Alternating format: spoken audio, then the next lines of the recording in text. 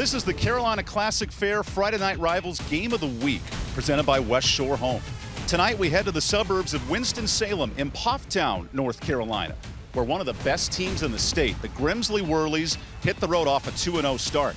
They face one of the best environments in North Carolina. Here the Reagan Raiders look to pull the upset and defend home turf in Winston-Salem.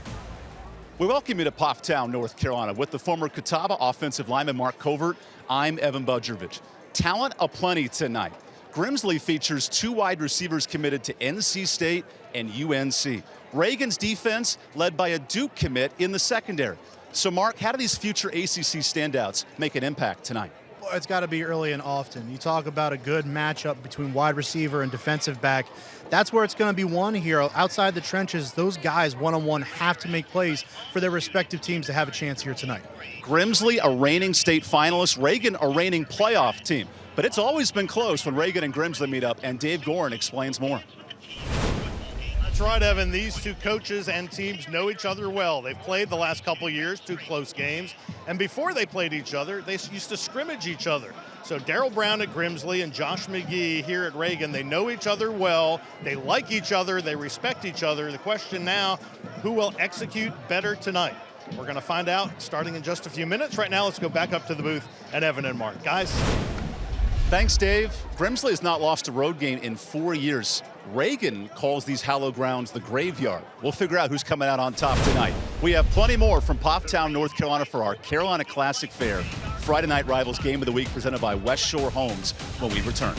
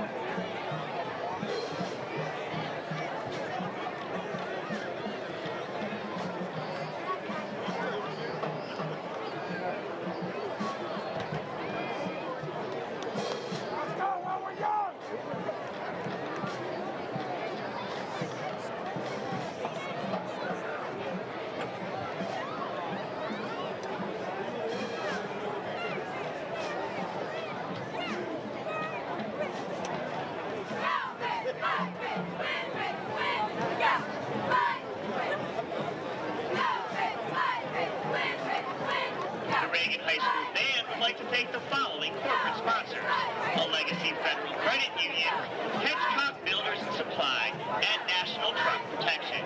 Thank you for your continued support.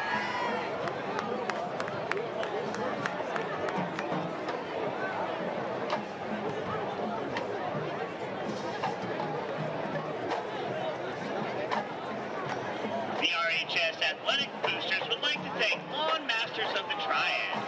Lawn Masters has proudly served the Triad for over 20 years. Locally owned and operated right here in Pofftown.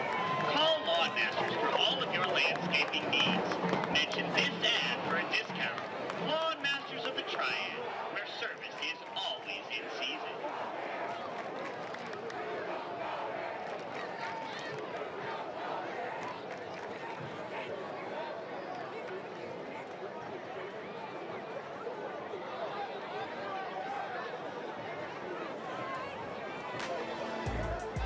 Welcome back to Pofftown, gearing up for a big 4A state matchup here in North Carolina.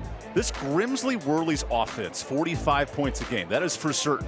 Defensively, what are the keys? How do they slow down Reagan's passing attack? It's about applying pressure. Jacob Smith being back there as quarterback of Reagan, you got to get pressure on him and make him uneasy in the pocket, and then just finding consistency offensively. This offense can do so much already, and you can unlock it to another level as long as they find some consistency at the quarterback spot. As far as Reagan's concerned, it's about ambushing Grimsley early on, getting out ahead. You have this home field advantage. Take full advantage of this crowd that's here tonight for your home opener and really dial in with that electricity and that energy they're going to bring to your sideline tonight. Grimsley is 2-0 with one of the best rushing attacks in the country.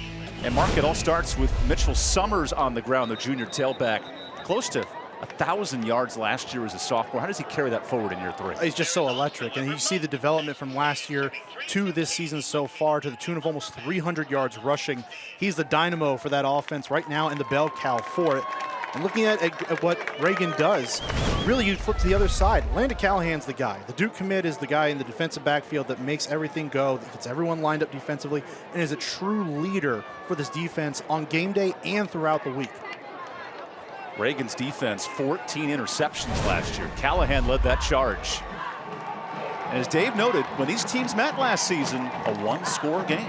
So we'll see what's cooking here. Grimsley at 2-0. Reagan at 0-2, about 20 miles separate these Greensboro and Triad rivals here in Pufftown, just outside of Winston-Salem. Reagan gets the football first. There's Jalen Moore, the sophomore tailback, back to receive. And Luke Barnes, the senior kicker with the pink sneakers, gets us underway. Returnable for Callahan.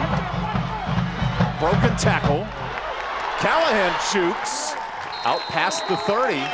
Immediate impact for Landon Callahan. It's got to feel good. Right off the bat, you get your star player in a position to make a play with the football in his hands, and he does just that with a solid kick return, giving this offense great field position to start. Here's the sophomore quarterback, Jacob Smith. He's committed to NC State as a quarterback and as a pitcher on the baseball team. And here's the entire Cook Reynolds starting attack. How important is this running back, Jalen Moore, behind him? Oh, he's got to be there to take the pressure off of Jacob Smith tonight and really produce. And it also accounts for those 5 guys up front along the offensive line. 1st and 10. The quarterback scrambles. Finds his target. That's a catch. William Tapp, the junior receiver, with his first reception. What a catch by Tapp. Out to the far sideline, extending to go get that football. Smith lets this one sail just a little bit, but Tapp bails him out. An excellent catch. The toe tap, if you will. And Reagan struggled to score last week. Just 13 points. They went for 2 in the final minutes on the road in Charlotte and lost that game 14-13. And just part of a stiff early season schedule, a non-conference schedule that is not forgiving in the least bit. And they've got a tall task ahead of them here tonight against Grimsley as well. That was at Mooresville High School, 2.5-hour drive. Now a fresh set of downs for Smith. We did have a holding, so that gets pushed back, a 1st and long. The NC State commit at quarterback on 1st down. Feeds Moore, the sophomore tailback. Jalen Moore breaks it open, and he gets into Grimsley territory. How about that run? Straight up the gut. Good separation by the offensive line, able to create a hole for Moore. And that's all he needs, just a crease, and he can do the rest once he gets to the 2nd level. As Britney Spears would say, give me more. That was 25 on 1st down.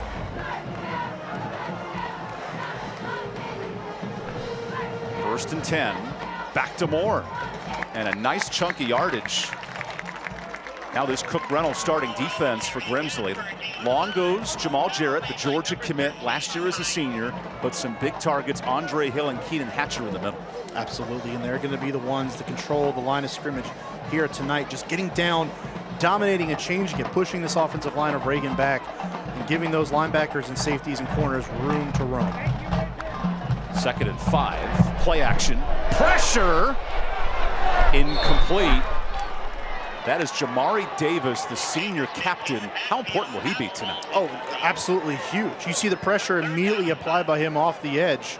It gets to Smith, soft setting a throw, and Smith's got an arm. This is a guy who has a cannon. We saw him last year on our Friday Night Rivals game when we were here in Pufftown, and he shines so much as a sophomore. You've got to get back there and get him uneasy, make that pocket collapse down on him. Jamari Davis, the 3-year captain. He'll play safety. Now a 3rd and medium. Handoff goes nowhere. Diving into the backfield is Davis again for the stop.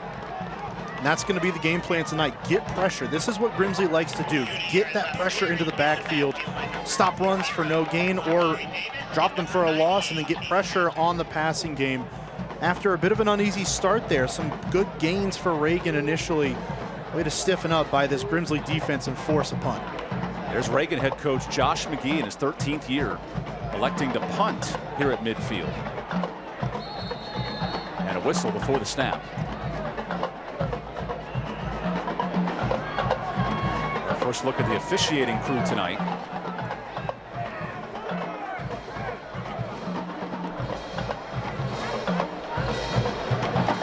this is on the offense, does it affect your decision at all? Looks like there's no penalty. I don't think so.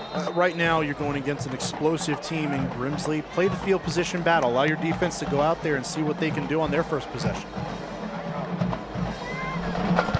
There's the booming punt. And a fair catch for Terrell Anderson, one of the best receivers in North Carolina. How about this duo for young sophomore quarterback Faison Brandon? He has Alex Taylor, the UNC commit, and to his right, Terrell Anderson, the NC State, both senior wide receivers. And you can really tell when we were down there on the field initially, Evan, the two of them have the Division I size. I mean, they've got guys out there who can go up and pinpoint the ball, high point it in the air, come down with it, but they can also make those catches in traffic. Whatever you need them to do, they can do it, as well as blocking in the run game. That was the Cook Reynolds starting attack. Anderson on the end around. Gets outside. Anderson gets 7 on first down. And the way this offense operates, Darrell Brown gets everyone involved. Absolutely, and you can see right there. Look, just because you're a wide receiver doesn't mean you can't tote the rock every once in a while. You see it there, Anderson just on the end around sweep. Gets up good yardage on first down, sets up a second and medium and very manageable. And Grimsley's offense explosive. 50 points in the first half last week against Rollsville, blowing out the Raleigh team. Now a second down carry. Mitchell Summers breaks one open and brought down in the secondary. That's Carter Powell, the senior linebacker. Summers, a guy, our guy to watch on this Grimsley team in the pregame ceremony. And you talk about 2 Division I receivers on this offense, and he might be the star, Summers. You see right there the power, smaller build, but a lot of power packed into it, as well as speed, as I'm sure we'll see as the night goes on. First and 10. Faison scrambles. Finds his target. That's Alex Taylor. First catch for the UNC product. And you can see right now the distribution of where the ball goes. Like you said, Evan, they want to spread it around. They're going to do that. 3 plays, 3 different players have caught or touched the football outside of their quarterback. This is the Cook Reynolds starting defense. We told you about Callahan. Steven Scales, a big target in that DB position as well. Absolutely. He's another guy in the secondary that can really roam. You talk about Landon Callahan on the outside, but those safeties are going to be just as important here tonight. Starting linebacker Leo Hausel-Rechicic is the sophomore starter on the JV team last year. A young defense on 2nd and 4. Summers bounces outside, gets down the sideline. Summers back in play. Breaks a tackle. Summers, touchdown! How did he pull that one off? You talk about the tools that you want as a running back. All of them were on display on that run from Mitchell Summers. You saw the vision to stop and bounce the football outside to the right side, make his way, have balance along the Grimsley sideline, and then the vision. Cut back inside, make a couple guys miss. And from there, he had a caravan in front of him to escort him into the end zone. That's a Bang Hard Apparel touchdown. Go with the Bang Hard Apparel, local athletic brand offering performance fabric. And man, Mitchell Summers put his team on his back on that carry. 60 yards in one play. And the extra point completes it. One of the best teams in North Carolina off and running. Mitchell Summers back on the ground. His 50th touchdown carries the load for Grimsley.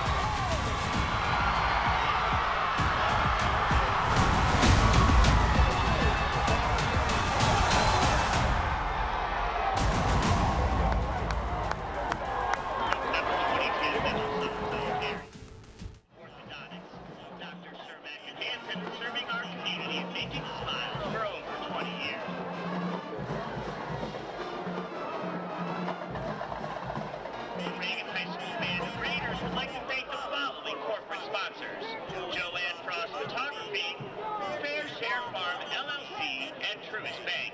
And don't forget, we are hosting a mattress sale right here at Reagan on Saturday, September 16th from 10 to 5. Skip the Labor Day sales this weekend. Come shop name brand mattresses with delivery options and sleep better knowing you are supporting our students and music program.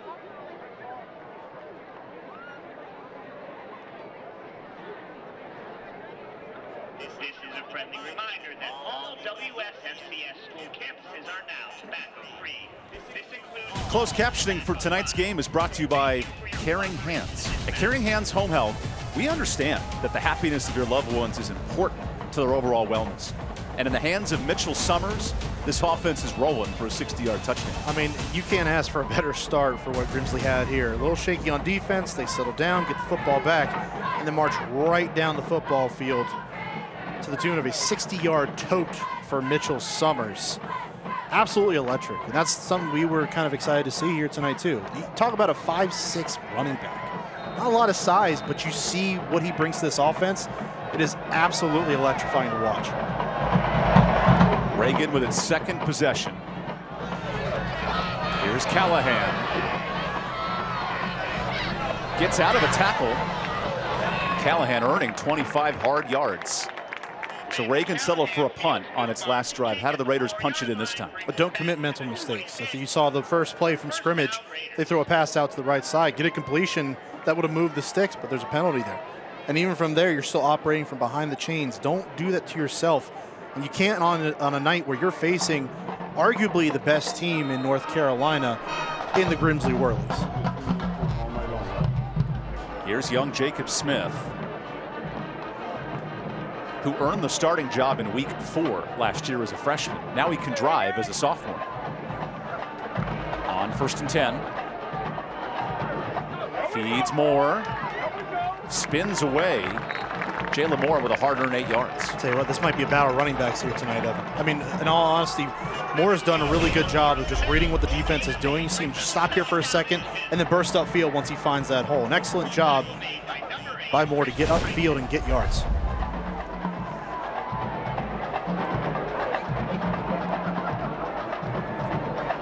Second and short. Smith throws it. There's a catch. Tap with space into Grimsley territory. 2 big completions for William Tapp. I tell you, he was wide open on the far side working that Reagan sideline. There was not a whirly within 15 yards of him when he caught that football. Excellent play call that time. Great execution. Read the defense, take the easy yards to move the sticks. That's a Crescent Ford first down. Both completions to Tapp, both first downs. Fresh set of downs. Back to Moore. Gets outside. Moore bangs into a defender. And the sophomore tailback playing with some energy tonight. He's fired up. And you can see that in the energy. Every single time he catches or runs that football, he's coming back out to the huddle with some fire in him. And I like to see that. You need a guy in this game here that's going to really supply that energy. If it's not going to be Jacob Smith, why not Jalen Moore in the backfield alongside him? Jalen Moore rushed for 300 yards last year when these teams met. Now second and short. Moore again. He is just short. Nice tackle there from Taquarius Hayes, the outside linebacker. I think this is a down and distance where you've got to challenge your offensive line here. In a big game in the 3rd week of the high school football season here in North Carolina, you want these guys to shore up, man up, and take control of that line of scrimmage up front. This is a 3rd and short. Run this football, dominate up front, see what you guys can do. 3rd down. Moore sneaks forward, dives, and is short. The defensive line for Grimsley, fantastic on that play. It's more push. Who wants it more in that situation? 3rd and long, you got to get there. That's big Keenan Hatcher, 6'6", 320. Setting up 4th and short. Try it again. Moore has the first down. How about the effort of the 100-pound lighter Jalen Moore taking Hatcher for the extra yard? Just really getting up there, sticking your nose in there, and just driving those legs. But also give the right side of the offensive line a lot of credit, getting enough room for Moore to work with and move the chains. Because Keenan Hatcher's 355. Jalen Moore just got pancaked. He's 165 soaking wet. But he is, again, we talked about on the other side when you talk about Mitchell Summers, how powerful he is for his size. Jalen Moore is no different. Certainly one of those games where you can look at the stats and the measurements and everything you want. It's not going to equate to what you see on the field. This is an official review. 1st down or 4th down? 1st down. A Crescent Ford 1st down. They're short yardage situations. Again, you want to see your offensive line take over, move the line of scrimmage back towards the defense. And that time, Jalen Moore looks like a slice of bread Yeah. at the hometown buffet. He does. Just got eaten up. And Josh McGee said our 3 sophomore offensive linemen will have to win matchups this week. and that's what you want to see. You got to challenge them. They challenged them here in the first 2 weeks. Week 3, they should be starting to come into their own. Fresh set of downs. Play action. Smith throws. Completion. Aaron Gutierrez with a first down. The junior halfback with his first catch. Beautiful play. And that's how you read the tempo of the game right now. You run, run, run. And as soon as the defense starts creeping up to the line of scrimmage, pull that football out and start putting it in the air. Keep them honest. Excellent play call and another easy pitch and catch for Smith. Ride to the game in style with the new F-150 from Crescent Ford of High Point. On first down, Moore in the middle of bodies. And he gets eaten up. How about the play options here of Reagan offensively? I like the way they're mixing it up, but sticking to what they want to do. Running the football's got to be where they do a lot of work here. And they've done a really good job with that so far. Jacob Smith, more interceptions than touchdowns this year, leading a nice drive, and gets 5 extra yards. You know that's going to get that Grimsley sideline. Stay disciplined, hold your water. I know you want to fire off the football and stop this running game, but you got to do it on fair ground.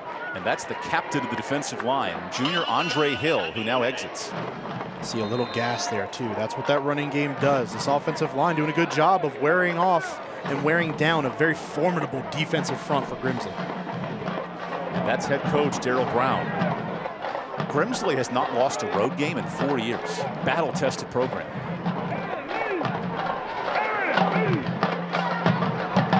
Now on 2nd and 3, it's Moore. He has Moore, trucking a man. Look at Moore go with a flag late, and that might be on Grimsley. Tell you what, I really like the physicality I'm seeing out of Reagan right now. You know who the opponent is. They've read about it. They've heard about it all week long. Coach McGee told us, right? That's a defensive face mask, so now it's 1st and goal. But Coach McGee told us coming into this one, everyone expects us to lose. There's 70 people who think they're going to win this game, and it's the coaches, trainers, and players on this team. And right now, they're fighting. I mean, they are absolutely fighting like they are going toe-to-toe with this Grimsley ball club. Last 2 years, 1-score games. Reagan versus Grimsley.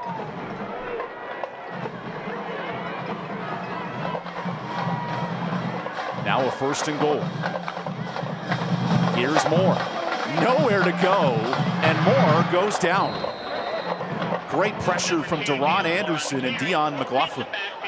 Just great pressure that time by Grimsley, able to bring extra bodies, more than this offense can block, just getting through and finding penetration. Moore had nowhere to go from the start of that play. Excellent job by the Whirlies. Grimsley's defense only allows 13 points a game. Very stingy under Joe Rigsby, the D coordinator. And when you got a defensive front like they do, you expect as much. Apply that pressure, take some of the pressure off your defensive backs. Just get back there, disrupt an offense. Now 2nd and goal. Here's Tap in motion on 2nd down. Play action. Runner tackled. What a stop. That's Jakari Eason from the backside of the play. Sure is. And man, that may have been a missed opportunity by Jacob Smith. Tap was running the whole way across the formation from left to right and had him there. If Smith is able to just get his eyes upfield and come back a little bit, Tap is running wide open across the formation. 42 tackles as a junior. Now Jakari Eason, the senior captain on defense, setting up a 3rd and goal. Well, you need your quarterback to make the play here. Now on 3rd and goal. Keeper. Tough decision. Grimsley sniffs it out. Is this 4-down territory for Reagan? I think so. I think realistically in a game like this where you know you've got to put touchdowns and not field goals on the board to keep up the scoring pace of this Grimsley squad, Reagan, when they get their opportunities, when they're in the red zone, they've got to convert those chances. And how about this? A field goal opportunity for Ryder Lawson, who has offers from UNC and Maryland and South Carolina. Excellent kicker. now salvaging 3 points on this 26-yard attempt. Good hold by the quarterback. Better kick. And Reagan's on the board. Expect plenty of points tonight. Gimsley holds defensively. And we got a fun one here in Poptown, North Carolina. Your score, Gimsley 7, Raiders 3 with 2:09 remaining in the quarter. That field goal was brought to you by Farm Bureau Insurance for Forsyth County, Louisville, Clemens. Sponsored by Jeremy Willard. Farm Bureau Insurance agent proudly serving the Triad with auto, home, life, and health insurance needs for over 27 years.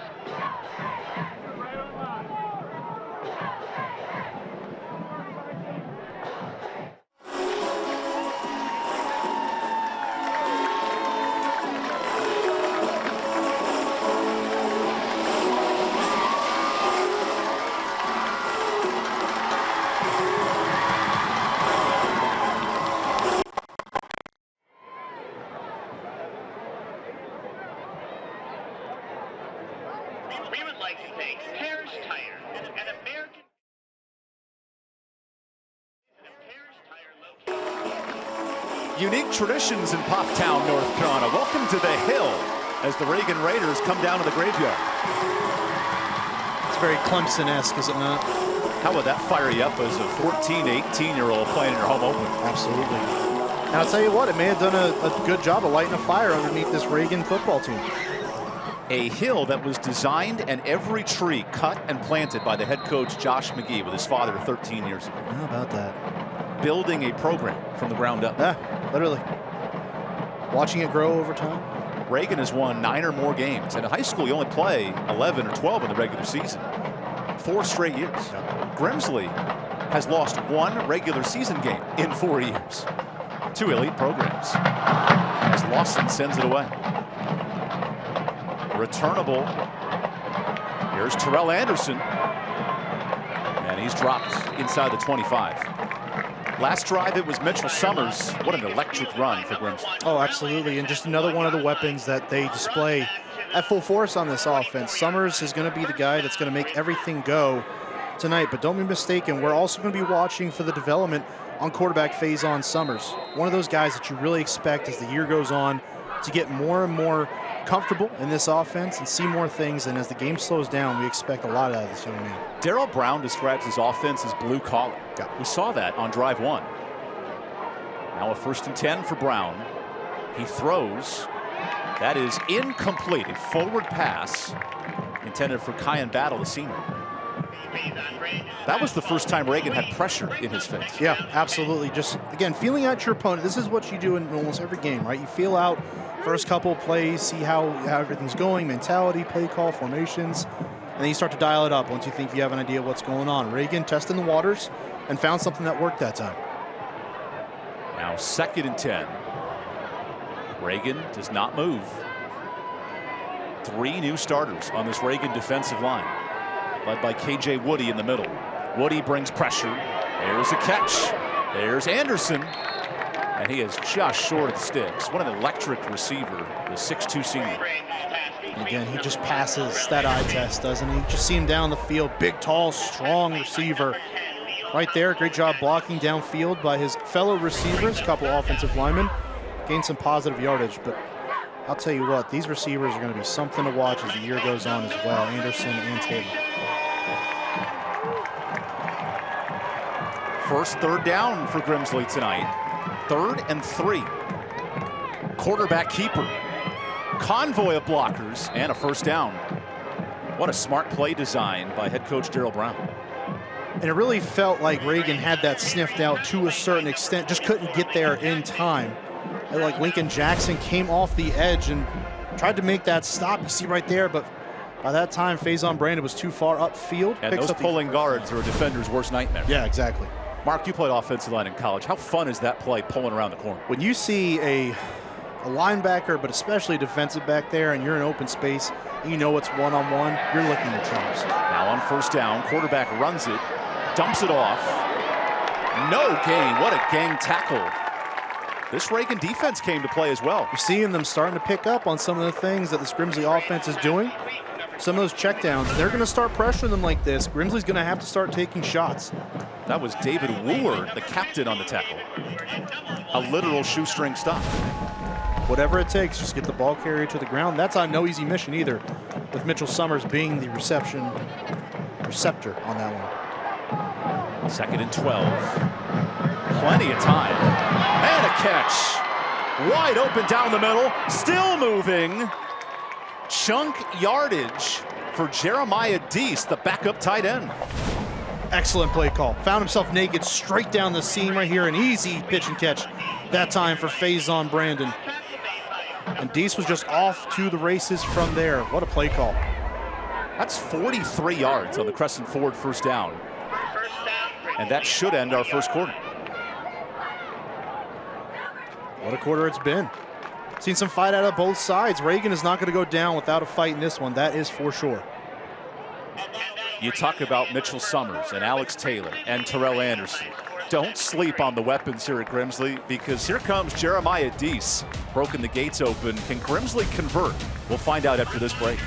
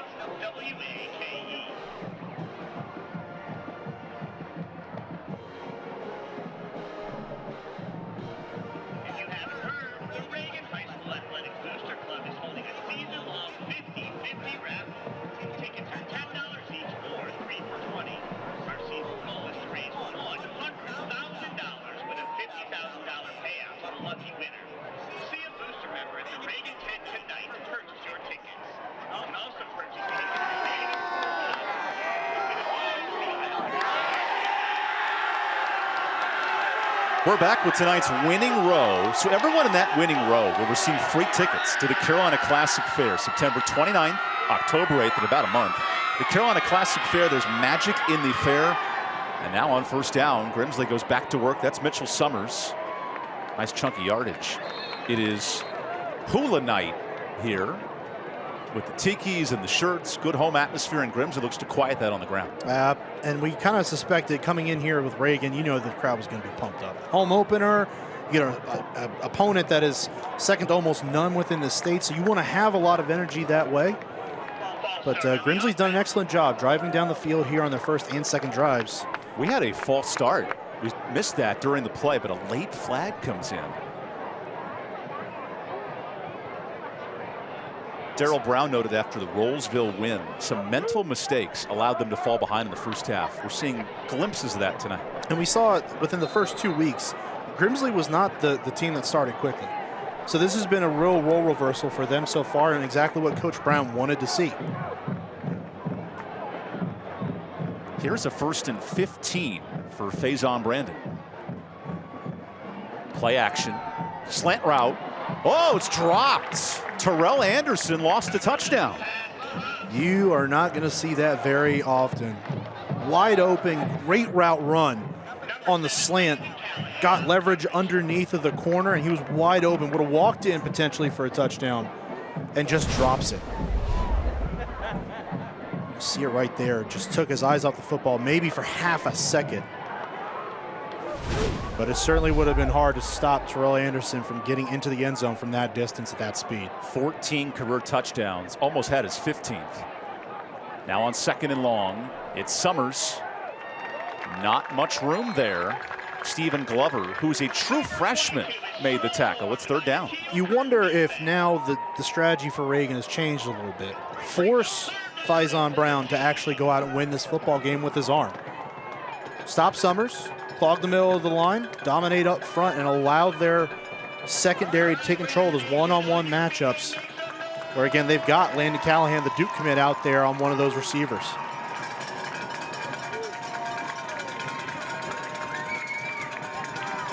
Now a 3rd and 14 with a timeout called by Gimsley to talk this over.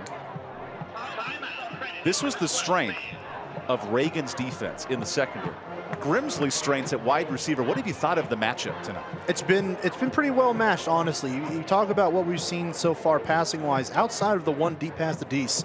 That's been the only blemish on this Reagan defense so far. We'll take a quick timeout. Come back for this 3rd down we return here in the 2nd quarter. This timeout is brought to you by Worth Painting. For an easy painting experience and quality finish, contact Worth Painting, serving our community since 2016.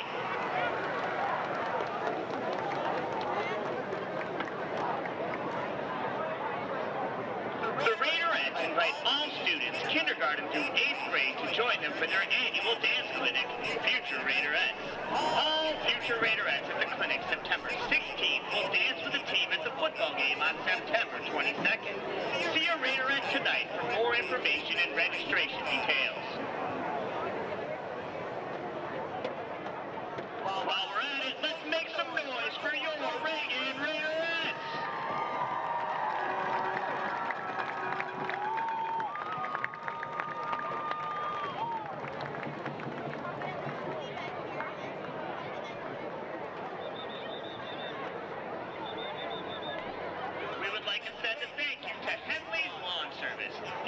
The Grimsley Whirlies out of Greensboro, number 2 ranked team in the state right now, behind Providence Day down in Charlotte. This is an elite football team, now facing a 3rd and 14. Well, if there's any team that can really do it, this would be the one within the state.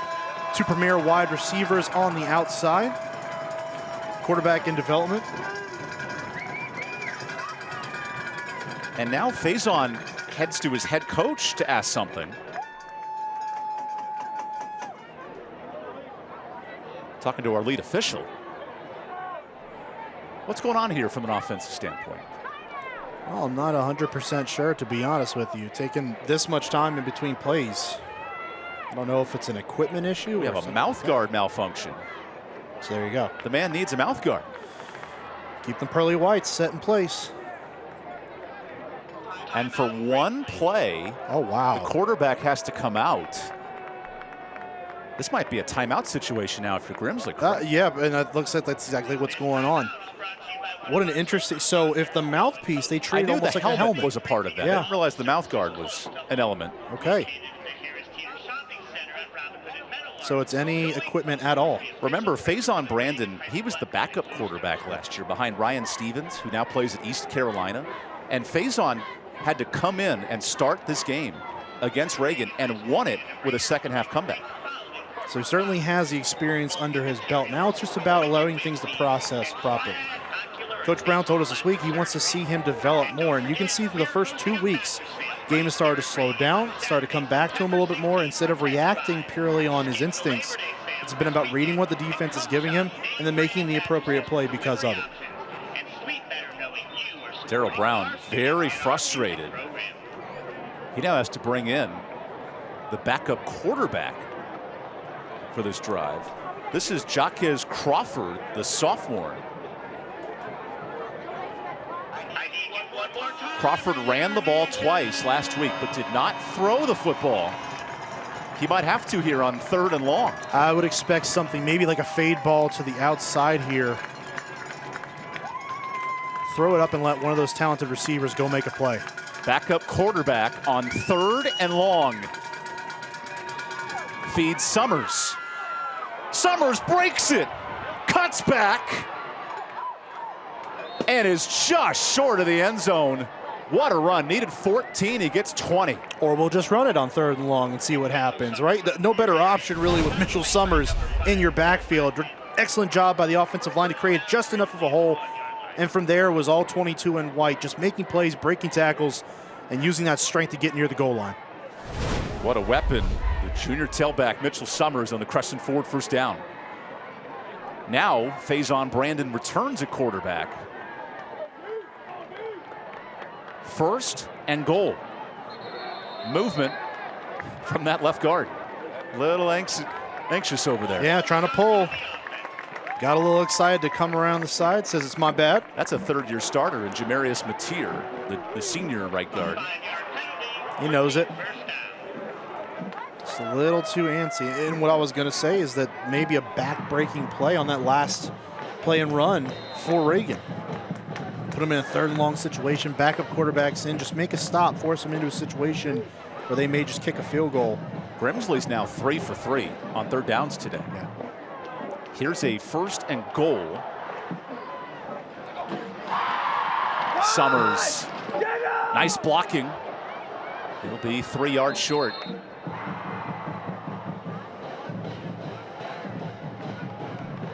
Summers last season, 10 games with 100 or more yards. He's been a bell cow tonight. 5'6" is all he's listed at. Maybe that's being a little bit generous the way he's so low to the ground, but he runs with so much toughness. Strength on full display there. Just got to go a couple more yards. Now 2nd and goal.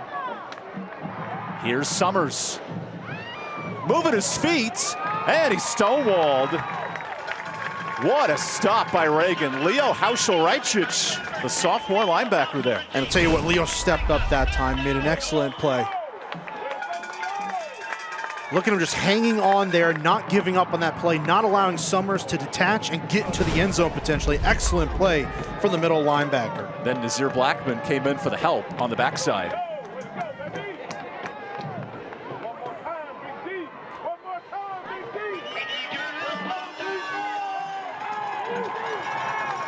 Third and goal.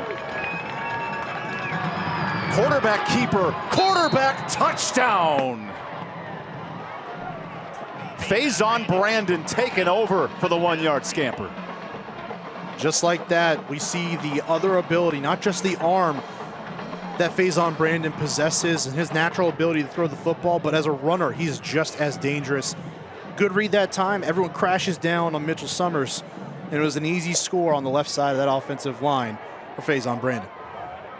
You get heavy doses of Mitchell Summers, 4 straight carries, and that time the keeper really caught him. Makes this offense so difficult when you have not just one, but 2 major rushing threats in the backfield. Oh, high snap. This is a free play.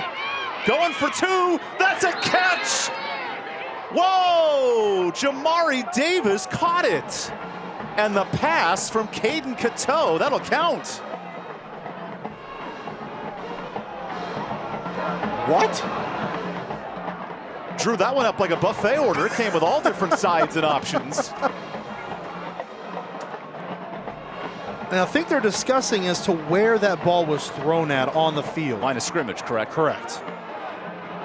And it kind of looked a little... It'll stand. Me, oh my. So when you have a quarterback that can run for a touchdown, then you let the special teams take over and throw a 2-point conversion. How about Grimsley? Trickeration for the 12-point lead.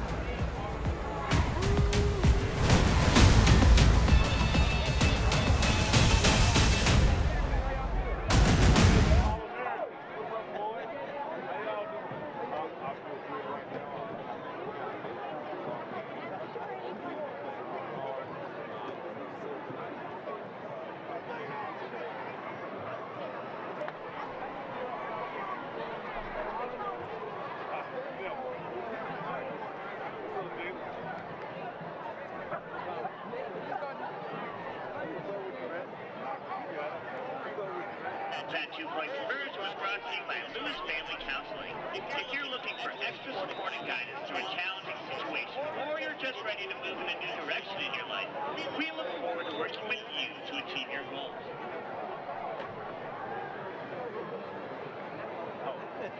Have you experienced Viva Chicken yet? If not, you are missing out. They're serving up the hot, freshest Peruvian rotisserie. Closed captioning for tonight's game is brought to you by Caring Hands. At Caring Hands Home Health, we do the best to make your loved ones feel like they're being taken care of by our family. How about that drive for Gimsley? 11 plays, 76 yards, and now Reagan's up against it in its home opener. Talked about have to ambushing this Gimsley team early, Reagan did. And right now it has just not gone their way. A couple of miscues on their end and just an inability to stop this Gimsley offense right now. 2 drives, 2 touchdowns, and they are firing on all cylinders as the Whirlies have taken a commanding lead here early in the second quarter. The last 3 years, Gimsley is 38-2. They do not lose many football games up in Greensboro. And this kick will go into the end zone, so a touchback. No return there for Landon Callahan. 2 quality drives for Reagan, but only 3 points. How important is this stretch for sophomore quarterback Jacob Smith? Well, it's huge for his development, not just for him, but for this entire team. When we're talking to Coach McGee this week, one of the things he talked about is how young they are, and it's something that really limits what they try to do. When you're talking about all the installs and everything you do during the off season, they really had to go back to fundamentals with this team. Just get back to a point like, hey, how do we play together? How do we understand the game as a team, not just individuals? So for here, it's a development process, and Coach McGee knew this. His coaching staff knew it going into the year. So the sophomore leads drive number 3 on 1st and 10. Quick route, nice catch, and an immediate tackle. Christian Barrett on the stop. The catch there for Jaden McCray, the junior. I just want to see how Reagan handles this situation. Obviously, they're getting punched in the mouth right now, right? The old coach's cliche, you get punched in the mouth, how do you respond? And you got to want to see them respond in a positive manner, put a good drive together. Now a 2nd and 5. Reagan, who's gone toe-to-toe with Gimsley the last 2 years, had leads in the second half in both those games, but down big here. Now on 2nd down, another out route. Ooh, missed target. 2 receivers crossed up there. And you saw them both running the same route right there, both thinking they were going to be going for that little bubble screen to the outside. And again, that's where your miscommunication is with a young team. They're learning on the fly. And you're going against some of the top tier competition within the state these first 3 weeks before you reach a bye in week 4. These mistakes are going to happen. They're going to be growing pains. That was Cassidy Harvin and William Tapp. Now on 3rd down, Reagan just watched Gimsley go 71 yards. They need a 1st down here.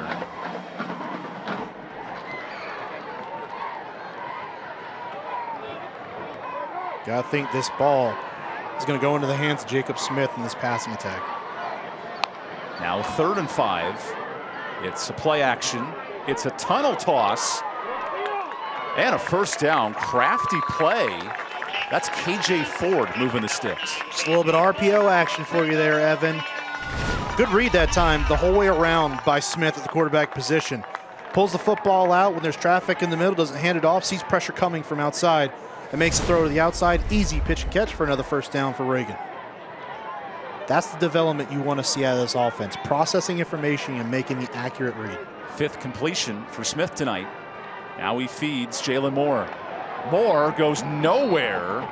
Eason again on the stop, and these DNs are crashing in hard. Those will be the tough plays realistically for Reagan offensively tonight, because this Gimsley defense is so fast, so athletic, so electric. They're going to get across the field. They're going to make plays around the edges, so you've got to win inside. Note that that's not a tall task with the interior defensive line they have. We have a timeout for Gimsley defensively. It looked like they had 12 men on the field. That's probably how Grimsley's made so many stops tonight. With a tremendous talent. There's the D coordinator, Joe Rigsby, who has a turnover cape. It's called the dark side. And for these young Star Wars fans, this defense causes a ton of trouble and havoc for the opponent. Absolutely. Something like the Empire might have done back in the day. But they are just as good as any defense we will see in the state of North Carolina for sure. Fast, athletic, but also smart. It's a defense that has been around the corner. They've got a lot of experience on it, and they know what they're doing. They've seen it all, they've gone against it all, and know how to process that information and stand tall when they need to. That defense with 5 current Division I players from last year's team. So talented. Stay tuned for the My 48 halftime report. We'll have this week's Scholar Athletes, interviews with the schools and the principals, some highlights, and so much more coming up at halftime here in Pufftown, North Carolina. One of the largest growing suburbs of Winston-Salem. Houses booming everywhere. Even affected my travel up across the state today. You know, I didn't really know. I thought you'd be getting out of broadcasting, going into real estate. Zillow.com, my friend. Side hustle? We got a 12-point game here in the second quarter. 2nd and long for Jacob Smith. He throws it and misses his target. Good play design, just inactive. It's the right read. It was the right play call. It was the right read. Just alligator arm that one a little bit and just comes up short hops it over to his receiver that time. Jacob Smith is processing the information, getting it to where it needs to go. Just got to convert and execute when that time comes. Smith is 5 of 12 passing. He'll have to clean that up on 3rd and long. More play action. Tip drill. How about Grimsley getting after the quarterback? And that's Tobin Dunning, the senior captain. Applying the pressure is where Grimsley's going to win against the passing game of Reagan here tonight. Bring more guys than this offensive line or any of the extra blockers can account for, and hope they get there in time. But with athletic and fast as they are, more often than not, they're going to get there to make the play. And Josh McGee is calling for his quarterback, Jacob Smith, to come join him. Big learning curve for the first-year starter at QB. And you're asking a lot, and Coach McGee knows that, of course. He's coaching him up there. Who played at Winston-Salem State. Right. Here's the punt. And a nice bounce for Reagan. That'll be a 42-yard punt to flip the field. Josh McGee, who played at West Forsyth in this county, was the starting quarterback at nearby Winston-Salem State and is now teaching his 16-year-old quarterback how to run this offense. And you're asking a lot, and he knows that of such a young kid to come in and be the guy that makes the offense go. Jacob Smith is more than capable of doing it. It's just about maturing within the offense and getting to a point where you are understanding everything that's going on around you, and you're able to lift the offense up and make everyone around you better. It's just a process. Everyone goes through it as a young player. It's Jacob Smith's turn to do the same. 13 years here at Reagan for Josh McGee. Flipping the chapter for a young quarterback. Speaking of which, sophomore Faison on 1st and 10. Flings it out. There's Summers. Ooh, spun him down with one arm. That was an incredible tackle. Jerry Summers on the stop. It's a nice little easy play call right there. Easy yards. On completion to Cateau. He just grabbed him by the arm and pulled him down. Momentum is a heck of a thing. Jerry Summers, the starting safety. Carter Powell joining him. Both starting safeties out for the year with ACL injuries. So these two have stepped up on 2nd and 5. Summers the catch. Summers the juke. Short of the first down. There's Leo Hausel Rejcic on the tackle. I will say that 5 times fast. Leo on the stop. Really excited to see how he continues to develop too. I'm telling you, in the next year or two, this Reagan ball club is going to be something to watch, because you can see the talent where it's at in this team. It is oozing with potential, and they have the coaching staff here under Coach McGee and his guys to really excel and really get that talent to where it needs to be. But it's going to take some time. 3rd and short. Quarterback keeper. Spin move. And just enough for the first down. The running ability of Faison, Brandon, it's Jalen Hurts-like. How does he make these plays happen? Well, we actually saw a little bit of this a little bit last year, obviously in his development, but he is able to just feel the way that running lanes develop and where defenders are in particular. That time, just sensing a lot of that pressure towards the middle of the field, spins outside and gains a crucial first down to keep this drive alive for the Whirlies. Brandon Faison has 400 yards passing, but also 400 yards running this season. What a threat. Fresh set of downs, the toss outside. Cateau with a flag down, loses a few yards and might lose a few more.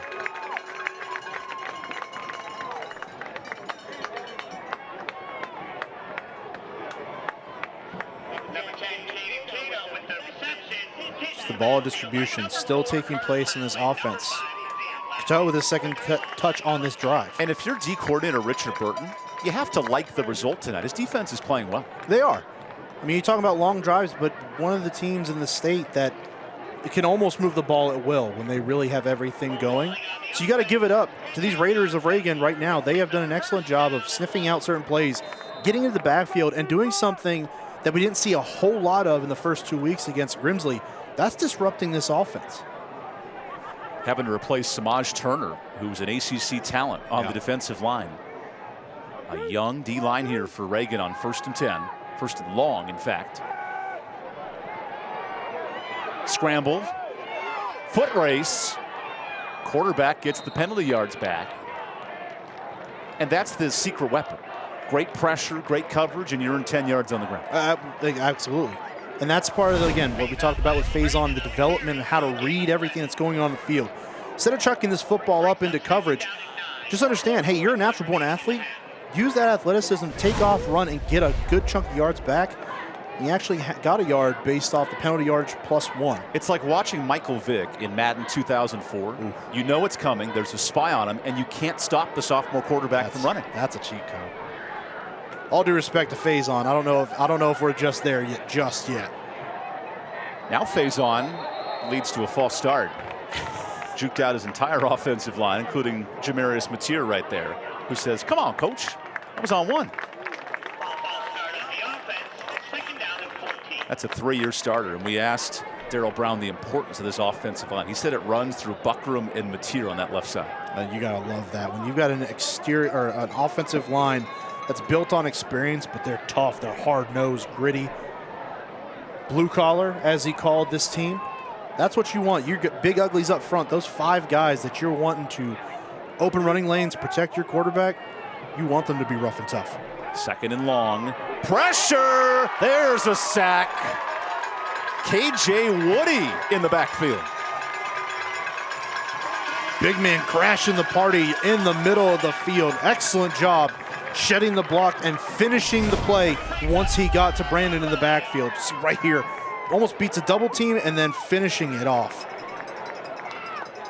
2nd sack of the year for KJ Woody. Faison's not out of the woods just yet. On 3rd and long.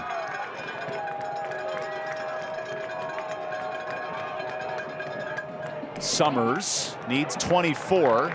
He gets about 1. Excellent stop by this Reagan defense. That's what you like to see. Capitalize on the mistake of Grimsley, set themselves back with a penalty, and then you add on a sack, a stop.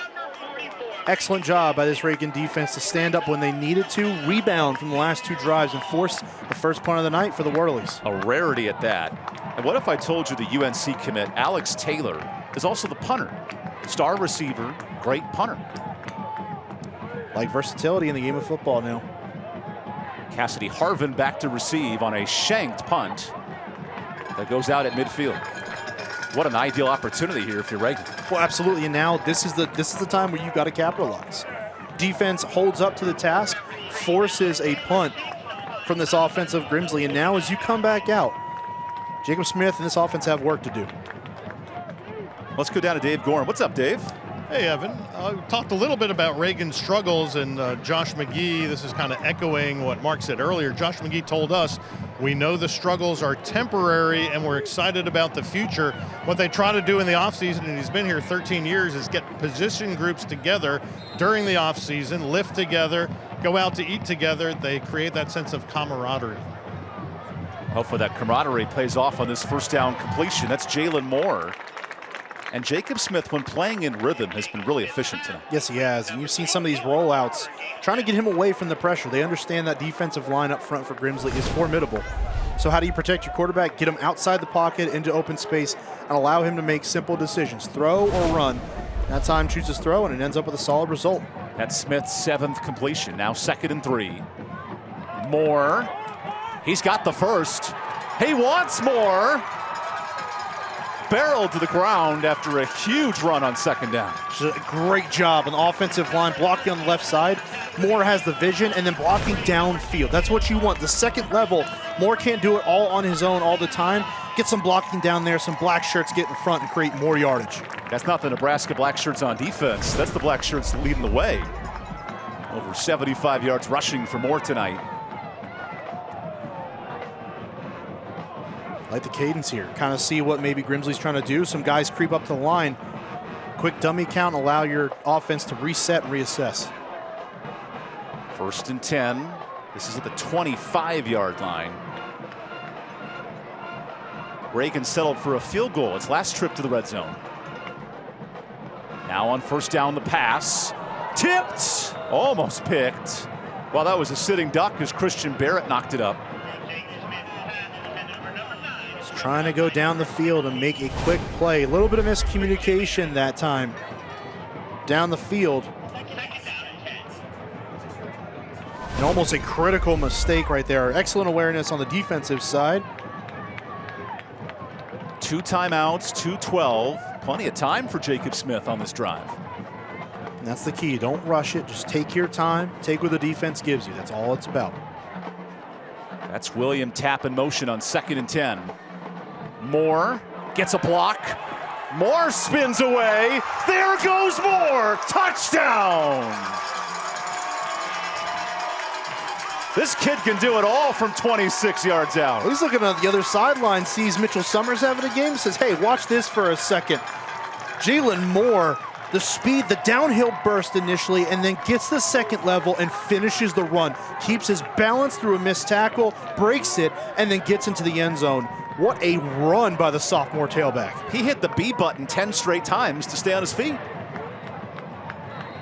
I mean, what a run and what a response. What an answer for this young Reagan squad. As one of the fans just said, we got a ball game. Yes, they are spot on. As Ryder Lawson just missed the extra point. Keep tabs on that. After a 4-play, 50-yard drive topped off by that Jalen Moore touchdown. What, 4 plays, 50 yards. That's what you want. There's some explosion to this offense as Moore gets down the field, makes another excellent play, and finds pay dirt. How did he not fall to the ground on this one? He just watched the balance again, and he broke one tackle, and he almost gets tackled right immediately after that, and just able to stay up. Special kid. All eyes on Moore in the center of the ring, just like a circus. He wants more. Continue to give him the rock. Kid practices well, and he's a gamer. This is a guy that you're going to want to watch here in the Triad of North Carolina for the next couple years, because he's going to be special. Josh Moore said of his sophomore running back, we knew from day one as a freshman he was special. He was different. We're seeing signs of that tonight. And you see the fire he plays with. He's still fired up. I mean, if he wants to go back out there, he'd do it again. He'll go play defense if you want him to. Think of some of the great North Carolina tailbacks. Of course, Dalvin Cook, who grew up in the Fayetteville area. Yep. Fantastic. This might be the next lineage here in North Carolina. Absolutely. Ryder Lawson with the boot. And that's a touchback. In the high school game, if it goes into the end zone, automatic touchback. Regardless of whether or not the returner catches the football or not. So now for Brandon Faison, a tough drive his last time out. A sack. 2 negative plays, an important 2 minutes here for Grimsley. Absolutely, and how fast can you move? Where it was for Reagan, hey, take your time, just worry about executing, and we'll get there. For Grimsley, this is where the pressure comes back to them. Hey, it's a 6-point game, which it has not felt like for the entirety of this first half for the most part. So now can Grimsley go down the field and get some points on the board before halftime comes? Grimsley converted a 2-point play. Reagan missed an extra point. That's why we're at 6. And on 1st down, a quick pass, an easy catch, Caden Cateau, and a shoestring tackle for Jerry Summers. Excellent play in space by Summers. Got just enough of Cateau to bring him down. He also has Kevin Durant-like arms. Look at the length of that. He's lanky. Yeah, he's got length, reach to him. Another athlete in the secondary for Reagan. At 6'3", with what at least looks like a 6'6" wingspan. Here's the important part, still brought him down in bounds, no less. Nearing a minute and a half to play. 1 timeout for Grimsley. Faison with time. Moves out. Pump fake. Beats Leo outside. And gets the 1st down. Good luck stopping Brandon Faison on the outside. And it's a shame. Leo had him dead to rights, just read him the entire way. But from there, it's a foot race.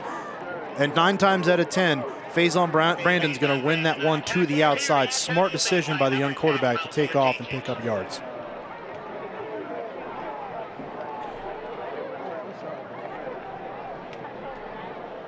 What an electric quarterback, Faison Brandon, who has 2 epic names and 2 epic skill sets. He can run it and he can throw it here on first down. Faison to throw. Faison completes it. Nice shoestring catch. Terrell Anderson toe taps for 11. He looks like he's ready to play on Saturdays right now. Yeah, he sure does. Excellent route to the outside, understanding where he is on the field. Positions himself well, gives his quarterback Faison enough. That's a college, that's an NFL catch. Sure is, 2 feet down. But that's just understanding where you are on the field and also getting out of bounds, making the play, and stopping the clock. Darrell Brown said that Alex Taylor and Terrell Anderson, the 2 hardest working receivers he's ever had at Grimsley. And they play off each other so well here on first down. Now going the other way. Nice catch outside. And Kyan Battle does not get out of bounds, so the clock ticks. Tick, tick, tick. I believe the ref wants to start the clock. Yeah, they will. Okay. Clock continues here at midfield. Give Reagan credit. They're giving up some yards right now, but they're not getting up anything over the top. So no large chunks right now. And they're keeping these receivers in bounds for the most part. Now on 2nd and short. Pressure coming. Lob pass. Whoa, what a catch! Alex Taylor, one-handed brilliance. Stop it. I mean, stop it. Are you kidding me? The concentration by Alex Taylor to come down with that football. Not a great throw by Brandon from the quarterback position. Undersails it, and this is an interception. He got mossed, and he got one-handed at the same time. Alex Taylor turned into a DB, trying to come back and knock that away, and then snares it out of the air. What a play. Fans in Chapel Hill, you're in for a fun one next year with Alex Taylor. There was a false start, however. But man, what a weapon in Anderson. That's 4,000 yards combined experience between Anderson and Taylor the last 3 years. I mean, you could see where that knowledge is and how it applies to the field. Coming back and playing that football almost as a defensive back just to break it up so it's not an interception, but then the wherewithal to stay with it and get that football out of the air. What a tremendous play by the UNC commit. Now a timeout, Reagan, each team with 1 left. Okay, Mark, take me through coach mode here. 24 seconds left. How do you play this if you're Grimsley? Well, work the sidelines. And if you take that one shot down the middle, you're going to have to use that timeout in order to save time here at the end of the first half. But you got to try to work the sidelines as much as you can. Have your guys understand, hey, no matter what, the yardage doesn't matter nearly as much right now. Just get some yards and get out of bounds, save the clock. That timeout could be critical. If you end up having to play here in the next couple plays, you don't get out of bounds, that clock is running, you have to waste that timeout. You put yourself in a major pressure situation. And Grimsley gets the football to start the second half. So this would be a huge 3 points. You would want to double dip here.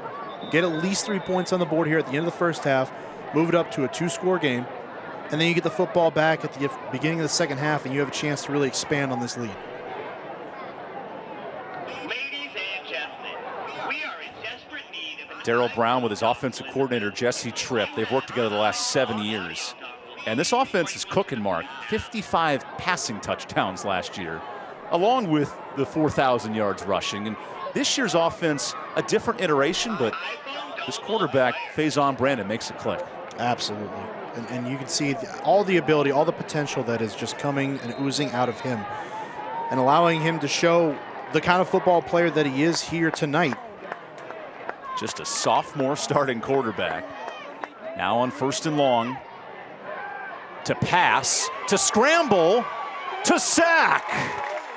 KJ Woody in the backfield. And now Grimsley burns its final timeout. And that's part of that young understanding process. Hey, you see trouble, throw that ball out of bounds.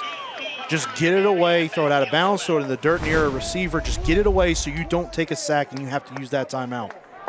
And Leo was that linebacker really forcing the pressure there. Absolutely. There were a couple of black jerseys back there to make that play. Excellent job, great play call to bring the pressure that time by Reagan and force Faison Brandon to work his way through the field and make a decision that's going to be tough for a young player to make. In high school football, clock stops on a first down. Not the case in college this year. Inside of 2 minutes, only case.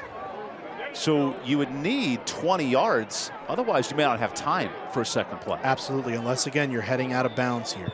I think really, realistically for Grimsley here, you're either taking a shot to the end zone or you're at least getting some yardage back here on 2nd and 20 just to get yourself in a better position for a field goal potentially.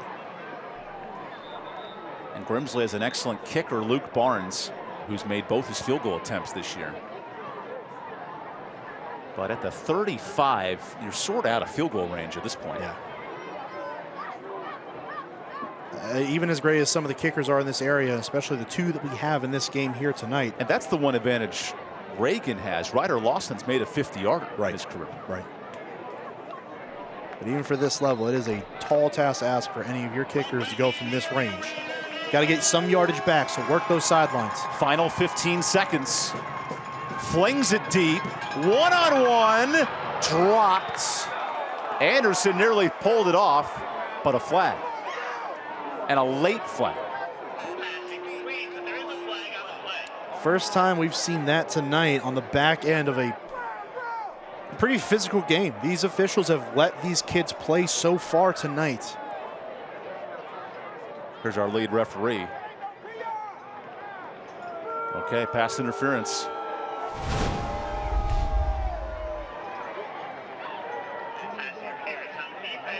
Yeah. And that right arm. Yep, grabbing the front of the jersey. Yep. That's a good call.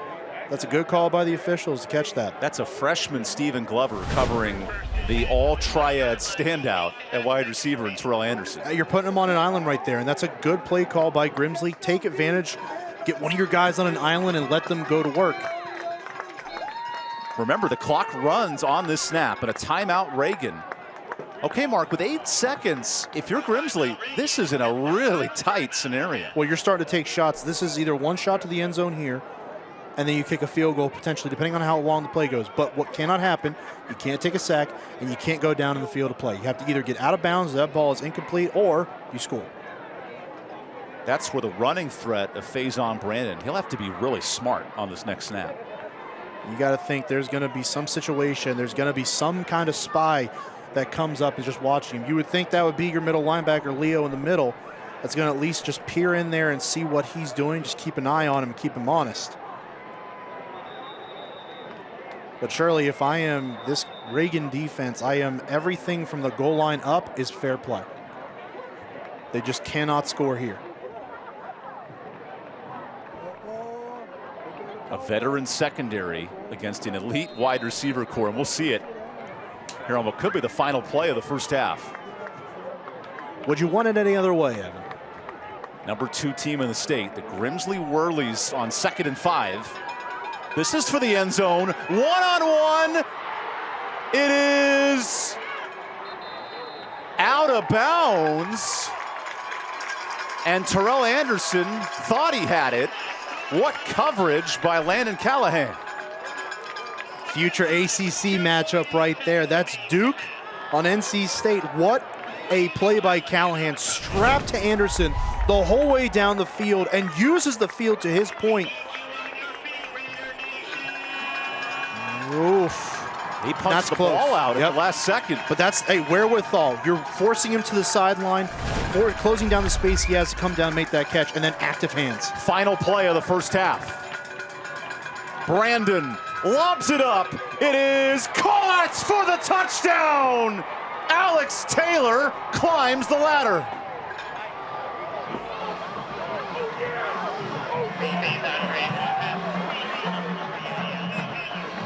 One terrific catch on this drive. Another terrific catch. We saw him concentrate and bring a ball in that was batted around. And then Alex Taylor goes up and makes another play over the corner scales. What a terrific athlete. High pointing the ball, getting up there, the concentration to pull it in 2 hands. That's the second crazy catch of this drive. Yes. For the UNC commit. These wide receivers are as advertised at Grimsley. They are electric. They are the complete package when you're talking about football players, not just wide receivers, but football players. What a first half. Now a 2-point conversion to make it a 14-point game. Quarterback runs it, throws, nice catch. Jeremiah Deese is out of bounds though. That doesn't count. And that will end the first half. Pretty efficient there, Mark. 2-minute drive and this touchdown snag. I mean, look at this, perfect position again, but understanding. Scales is backpedaling, so what's Taylor do? Come back underneath and high point that football. That's a great understanding of where you're at on the football field and going and making a play. Alex Taylor, Terrell Anderson having themselves a first half here in Pofftown. And after a couple of punts back-to-back, Grimsley steps up with a huge touchdown before halftime. I mean, just huge. You can't really understate how big of a touchdown drive it was. Reagan comes back and scores their first touchdown of the game, and all of a sudden you start to feel a little bit of pressure for what Reagan is doing to this Grimsley team. What a way to respond for the Whirlies to come out, score with 2 minutes left in the first half, and in that way, no less, showcasing the skill of this wide receiver corps. Let's go down to Dave Gorin with Grimsley's head coach. Dave? Well, certainly a big pickup there right at the last play of the half. Well, we got 2 big-time playmakers on the outside and just kept giving them a chance, and they came through. Thoughts on that first half overall? Well, I thought we played okay at times, kind of like I said earlier. I mean, we've played well in spurts, but we hadn't put, consecutive quarters together, really. So we'll talk about it at half, and we'll continue to get better. As close as these two teams have played over the last couple of years, you want to be up by more than 1 score, right? Yeah, we got a long ways to go. Thank you. Good luck. Thank you. All right, that's Darryl Brown. We'll be back with the My 48 Friday Night Rivals halftime report after this. Stay with us.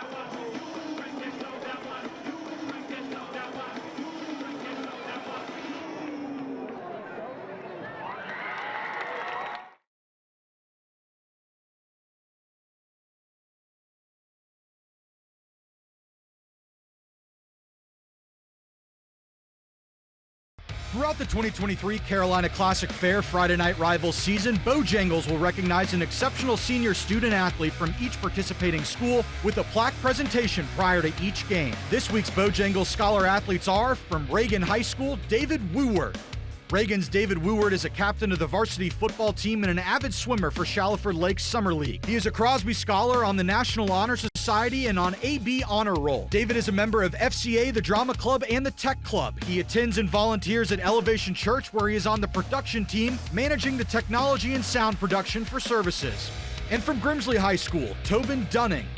Grimsley's Tobin Dunning plays varsity lacrosse and football, where they won back-to-back Metro 4A conference championships and went to the state championships in 2022. Tobin holds a 4.47 GPA, is an international baccalaureate candidate, and is on the National Honor Society. Tobin volunteers his time at the Bryan YMCA in Greensboro, mentoring youth sports. David Tobin and other nominated students are also eligible to win a $5,000 scholarship to be presented at the end of the season, courtesy of Bojangles. Bojangles proudly gives back to our community and is honored to be the sponsor of Friday Night Rivals Scholar Athlete Award. And we are back live, joined by Reagan High School Principal Brad Royal, a guy I've known for just a little bit. This game so far, that last play, huh? Oh, what a great play. I'll tell you what, their receiver made an unbelievable catch right before that. But give them a lot of credit. You know, they're a very, very good football team, very well coached. That's why they're number one in the state. You have a pretty good coach, too, and I know these two teams have gone back and forth the last couple of years, so expecting maybe a little tighter second half. So first week of school in the books, how'd it go? Oh, unbelievable, man. I tell you, we have the absolute best kids in the world here at Raider Nation. They come to school. They're excited about being here. Man, it's just been great. And, you know, you look out here tonight, the crowd is just full. The kids are having a great time in the student section. Grimsley brought a great crowd. I mean, Mr. O'Donnell, he's a great principal. He does a great job over there. And thankful that they came out, and just been a good week so far, man. All over social media here tonight. One school, one community, one family. Tell me a little bit about that. So we really try to capture this idea of family. You know what I'm saying? It's important that everyone understands that when your kids come to school, they're just our kids. They're not your kids, they're not my kids, they're our kids. And so this concept of family is something we've been pushing for almost a decade here at Reagan. It's taken off. I think the community's really bought into it. You know, everybody says there's something special at Reagan, and we agree. It's this idea that, you know, Dave, we're just family. Appreciate it, Brad. Thanks for the time. Good to see you. Seeing you, too. See you. All right, Brad Royal, principal here at Ronald Reagan High School. We'll be back with Grimsley principal Jed O'Donnell in just a sec. Stay tuned.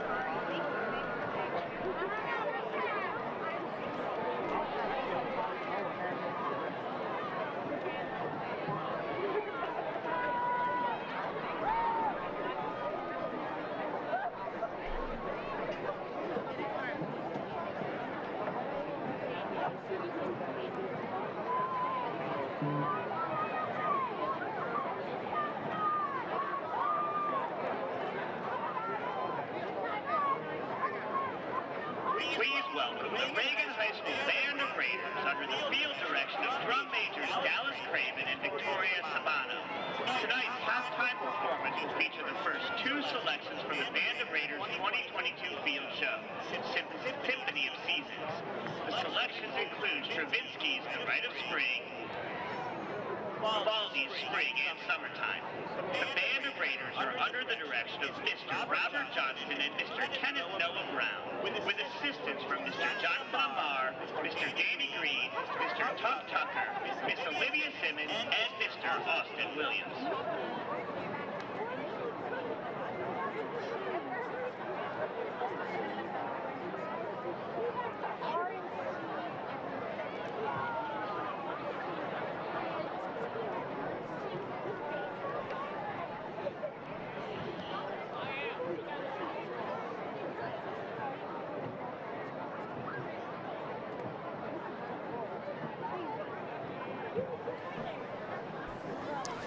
Dave Gorin back here at Reagan High School in Pufftown, where it's 21-9.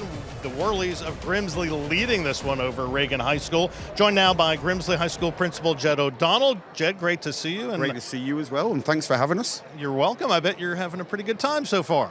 Yeah, it's been a great evening. It's been a great start to the school year. It's wonderful to see so many of our students and Reagan students out here. This is what Friday nights is all about. You know, I think the football team is a great representation of our school, where we have a group of individuals coming together as a collective team, working hard for a common goal. We were talking beforehand. You might notice from Jed's accent, he's not from Manchester, Connecticut or Manchester, New Hampshire. You're from which Manchester? Manchester, England. The original. Yes, the one and only. That's what you told me before. We talked to both coaches yesterday to prepare for this game, and both very impressive. You're obviously very proud of your coach, Darryl Brown. You know, Coach Brown is an incredible coach, but he's more than just a coach. He's an amazing human being. He's a mentor. He's a father figure. He's an incredible teacher, and we're very lucky to have him in Greensboro. And a football team, especially a successful one as Gimsley has been, that can create a little ripple effect throughout the school, right? You know, it not only creates a ripple effect throughout the school, but it creates a ripple effect throughout Greensboro. It's great that we represent Greensboro in such a positive manner, and it's creates such a buzz around the school, and we're very proud. Is this the first time you had a musical accompaniment while you did an interview? It's just like the angels is just coming down to me. You know, the angels are always looking over me, as my mum used to say. And how about a message for Worley Nation before you go? Yeah, you know, Worley Nation goes way beyond Greensboro and Guilford County. It goes throughout the state and throughout the United States. And so we appreciate all the support that we receive from Boone to Beaufort, from coast to coast. And remember, as always, go Worleys. And I bet there's a little that goes overseas too, right? It certainly does. They've got a big fan base back in Manchester and throughout Ireland.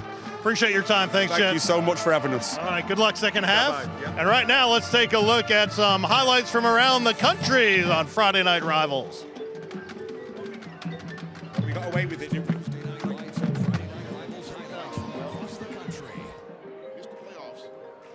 They're going to come out wide open. What? They come out with a trickeration. Oh, that was a beautifully done. They caught Ridgeville Sweet. And he's going end zone to the end zone. Beautiful play. Hayes lets it fly towards the end zone. Touchdown, Matt Manning. Chunk. Block. Steps up. Now he's going to have a chance up the near side.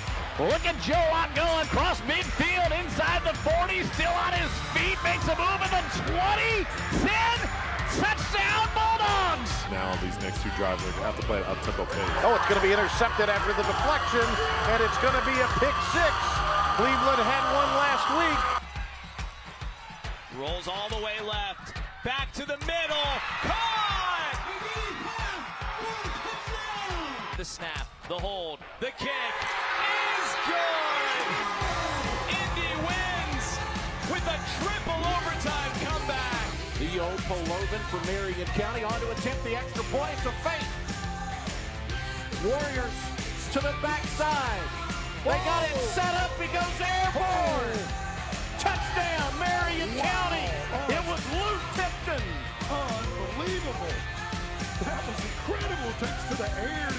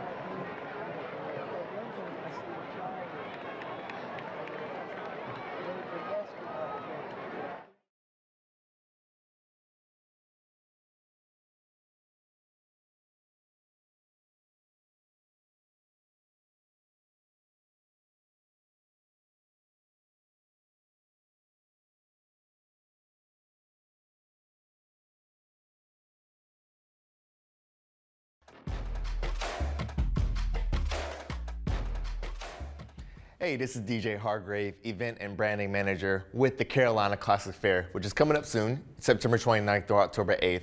And honestly, you can expect a lot of the great fair traditions that we're used to seeing at the fair. Of course, we have the grandstand concerts, all the fair foods that everyone loves. We have the rides that everyone loves as well. But we also have some new plans for this year.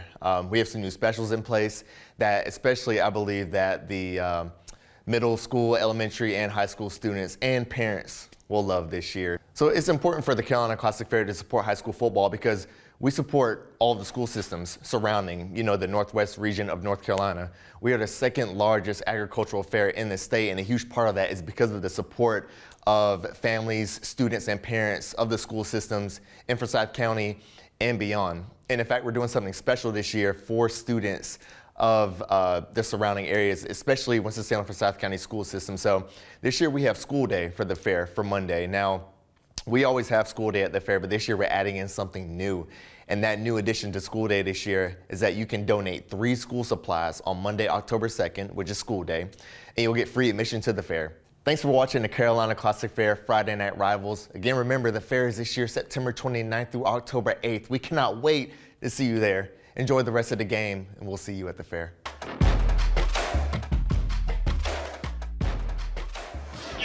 All right, welcome back to the My 48 Halftime Report, and thanks to DJ with the Carolina Classic Fair. And now let's check out our pretzel stacking contest. We had lots of fun with this last week at East Surrey, and we'll see how Mason on the left and Antoine on the right do, stacking as many pretzels as they can on their head. We'll see who can do it best. So Mason just dropped his. Antoine's still going. And we'll see how this works out. Don't forget, this contest combines the good food, the fun games, and stuffed animal prizes, all of which can be found at the Carolina Classic Fair, September 29th through October 8th. And here, let's see, it's looking good. And I think we have a winner. I think it's Antoine. Antoine, your winner. Mason, I think, a little sore loser there. We're going to have a little chat about that. Evan, what do you think? Antoine's got the dinosaur, so he's celebrating. That's the best part right there. I think he also grittied after winning. Is that a thing? Not for us in the booth. Mark, if you and I did a pretzel contest, I'd probably eat more of the pretzels than you would, but I think your head's a little flat. Evan, don't. You'd be able to stack some more. Thank you to our staff. They're helping to clean up. Always important here. Let's show you some highlights from the first half. And man, Mitchell Summers was off and running early. I mean, just showcasing the balance, the speed, the power, everything you want in a running back. He had on display on that first drive. And then Jalen Moore and company tried to keep up with him, but good defense by Grimsley. Just terrific defense. We knew we were getting out of the Whirlies here tonight. The experience showcased there in the first half and also the talent. And then the quarterback going to work. Faison Brandon with a rushing touchdown. And this creative play, maybe not by design, but all of a sudden the captain's like, I got it. Just what a play there. But Reagan really, you got to think about it, didn't go away in the first half. They took multiple punches from this Grimsley team, but stayed in it to the end. And then the play of the night, whew, Alex Taylor climbing the ladder. Just great understanding where he is on the football field in relation to his defender. Excellent play by the UNC commit. And that was the last play of the first half, which sends us to these numbers. From a passing standpoint, when you're 128 and 128, what an efficient half for Grimsley. Talk about balance. It doesn't get any more balanced than that right there. Splitting the difference between your passing and rushing offense, exactly where you want to be going into halftime. 5 of 6 on third down conversions. The one area to clean up is those penalties. But Reagan, they've hung around in this game. The stats aren't going to be super telling in that, but they've done an excellent job of continuing to fight against a very solid Grimsley football team. Faison 11 of 14 for those 120. He's been really efficient. And then Smith only 5 of 10. Now the big plays of Jalen Moore have kept Reagan in it, and now Grimsley gets the ball. So this is a huge start to the second. Really, this could be a drive that more or less is going to break the game open potentially for Grimsley here. We're going to see the resolve of this young Reagan team coming out of halftime and where they stand from a mentality standpoint. We have Pirates and Whirlies. I don't know if those two would ever meet on Nat Geo, but it would be interesting. Because here we have a top 10 program in Grimsley. The reigning state finalists come up 1 quarter short against New Bern last year. And Reagan, who's been to the second and third round multiple times in the last 5 years, but now it's a heavy hitting test tonight. Well, absolutely, and this is just part of that developmental process that Coach McGee and his staff knows is going to be undertaken here this year. It's just one of those obstacles they're going to have to overcome. If you want to be the best, you have to beat the best, and they're certainly going up against the best here tonight in Pofftown. So for more with Coach McGee, here's Dave Gorn on the sidelines. All right, thanks, Evan. Coach McGee, that rough last play of the half. I know as a coach, it's that second score you don't want to get down. Yeah, I think everybody in Pofftown knew what was coming, and you know, we made a few plays there in that drive, and then that got us on the last one. But really proud of our guys in our fight right now. What'd you tell them at halftime? Just believe in what we do. You know, we got to set the tone here. They get the ball. We need a quick 3 and out, and we got to keep doing what we do on offense. But really proud of them in the fight. What did you like that you guys did offensively? We ran the football well. You know, we ran the ball downhill. Jalen Moore's tough. I think we're making some really good underneath throws and holding them accountable a little bit, and we got to keep doing that. Appreciate your time. Good luck. Thank you, man. Take care. Josh McGee, head coach of the Reagan Raiders. We'll see how they do here in the second half. We will take a break. We'll be back with the second half right after this.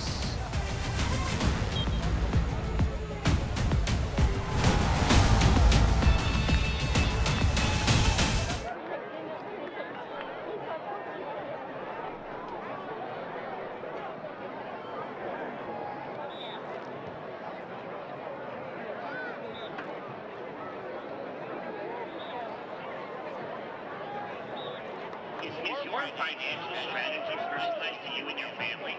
When you work with Bruce Hodge, your Pofftown Edward Jones financial advisor, keep focused on what is important to you. You'll work together and use an established process to create a personalized financial strategy to help you reach your goals. Contact Bruce today at 336-924-8930.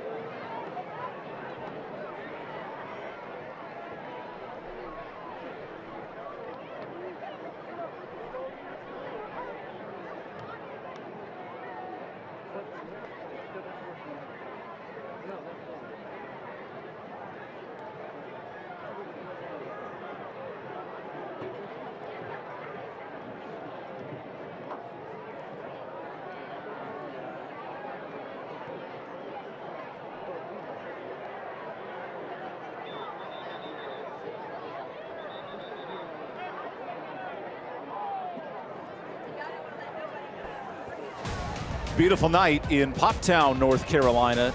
And so far, number 2 team in the state, the Gimsley Whirlies, are up ahead of the hometown Pofftown Raiders.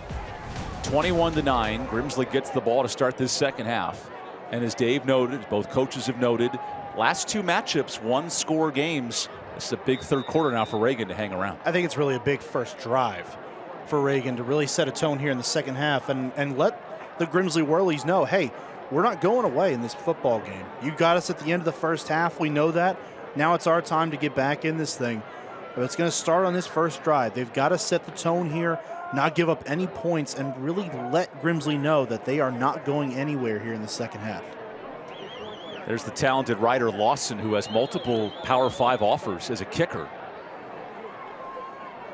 Powerful boot for the junior. Missed an extra point in the first half as well, and very unusual to see him have such a mishap. Most importantly, he has the special boot on that right foot for kicking. And sends away a bullet. This will stay in play. Returnable for Terrell Anderson. Anderson is sandwiched and goes down inside the 15. Great tackle by William Tapp. I really went after Anderson that time. Anderson was kind of tiptoeing, waiting for something to develop. It's like Anderson was waiting for the block, and the block never happened. Well, Summers actually missed him right there. For all the good that he's done tonight, the one mistake he's made did not pick up William Tapp that time. And he wastes no time getting to Anderson and making the stop. He literally tap danced through 4 blockers that were lined up, and he just pinballed his way through. Good instinctual play by the wide receiver, who will also be the backup safety tonight. Remember, Reagan's top 2 safeties out for the year with ACL injuries. So some new faces on defense. The familiar one is Faison Brandon, 128 yards passing in the first half and over 50 yards rushing. Expect a heavy dose of the run game here. And a flag. That's a delay of game. So the ball is at the 10-yard line of Grimsley.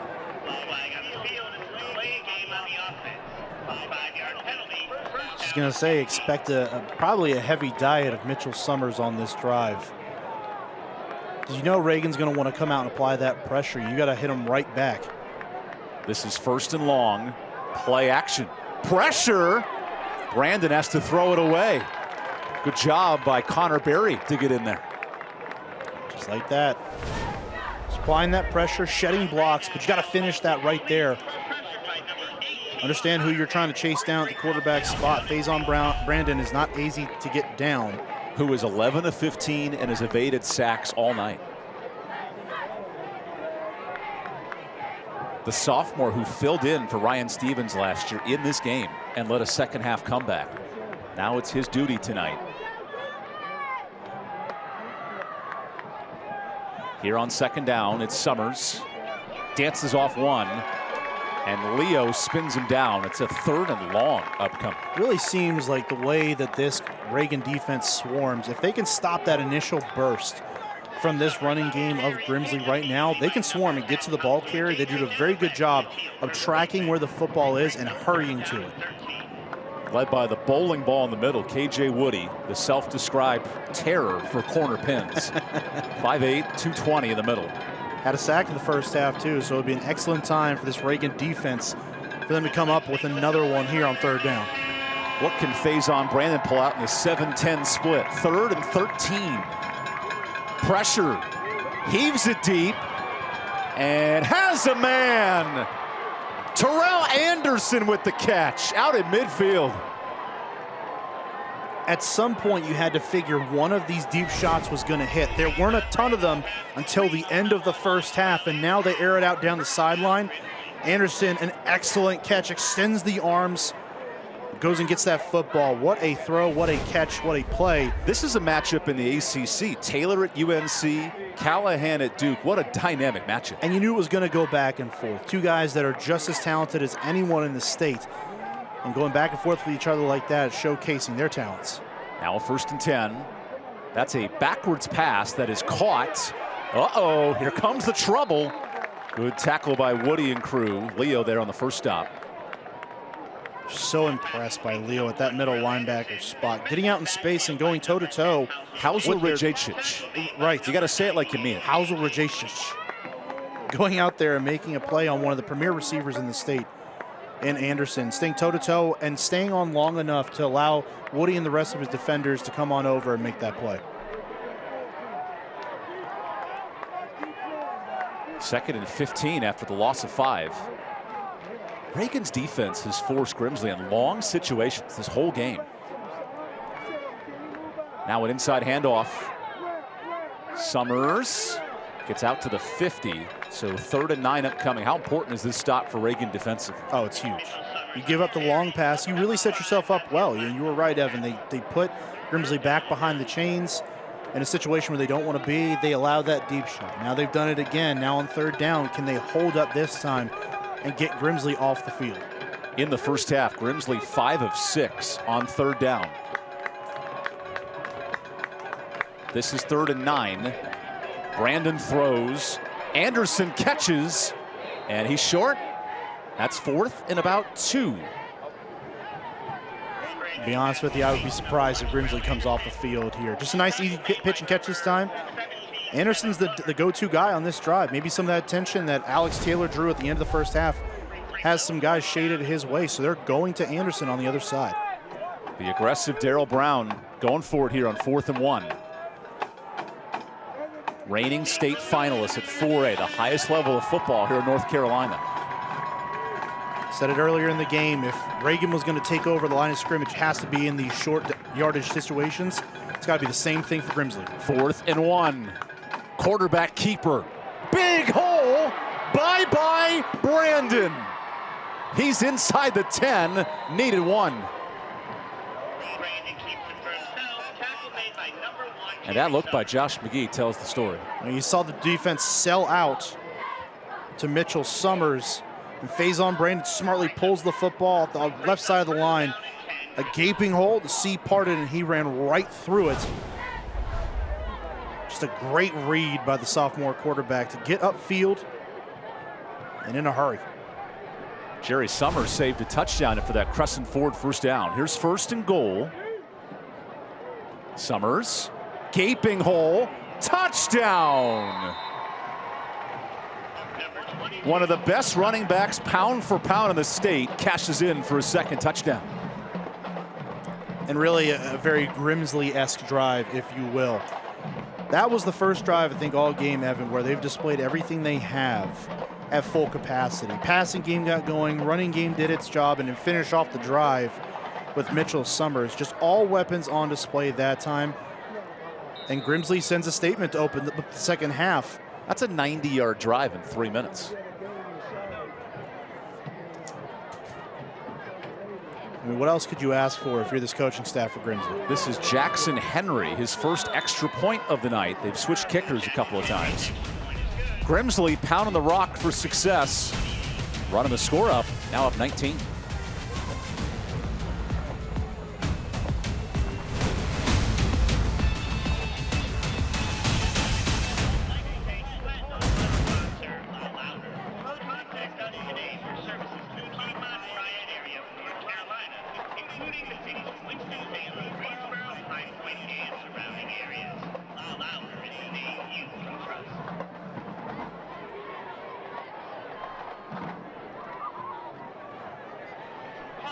Windows and Doors is a proud sponsor of Reagan High School. Schedule a free in-home consultation to find the right product for your home and budget. Visit telebranch.com.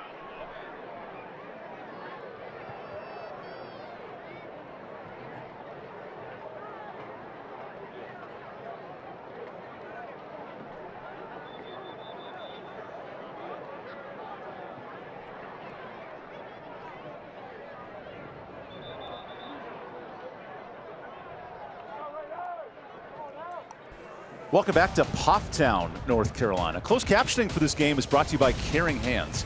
Caring Hands Home Health got hands-on, compassionate care around the clock. Nothing helps the hands of a quarterback than feeding it to Mitchell Summers for 2nd touchdown of the night. It's got to be that easy, right? I mean, you've got such a talented roster around you. Over 150 yards on the ground, 150 yards through the air tonight. A few times do you see such balance, especially at the high school level, where it really is one way or the other. So often where teams are either run heavy, pass heavy. This Grimsley team can beat you in so many different ways.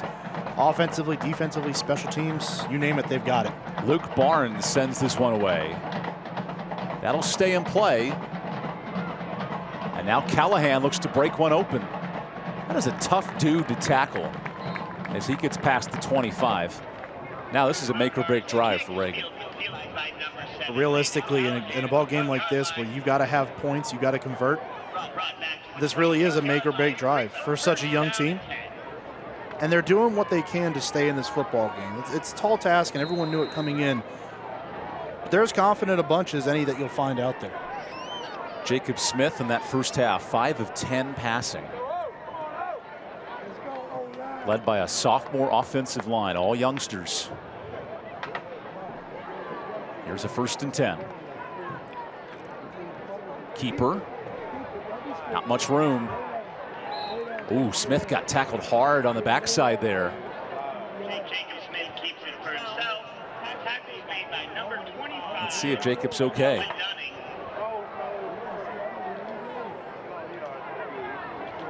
Now that's a hamstring issue right there.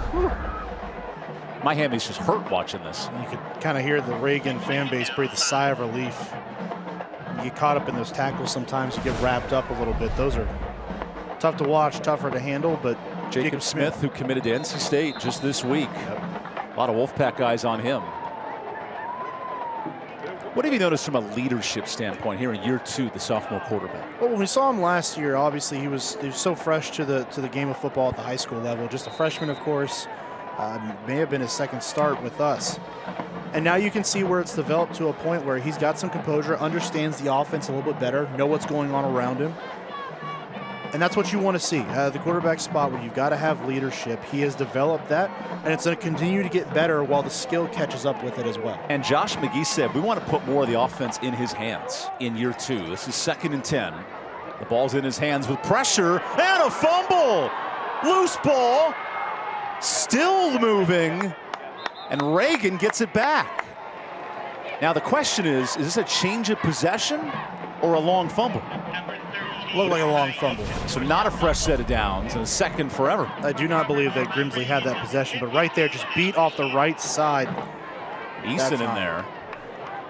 And then this loose turkey. It turns into a free gift for Reagan. Wow. Keenan Hatcher's going to pinch himself on that one. Reagan has to get to the 36-yard line on 3rd down, and that will not do it.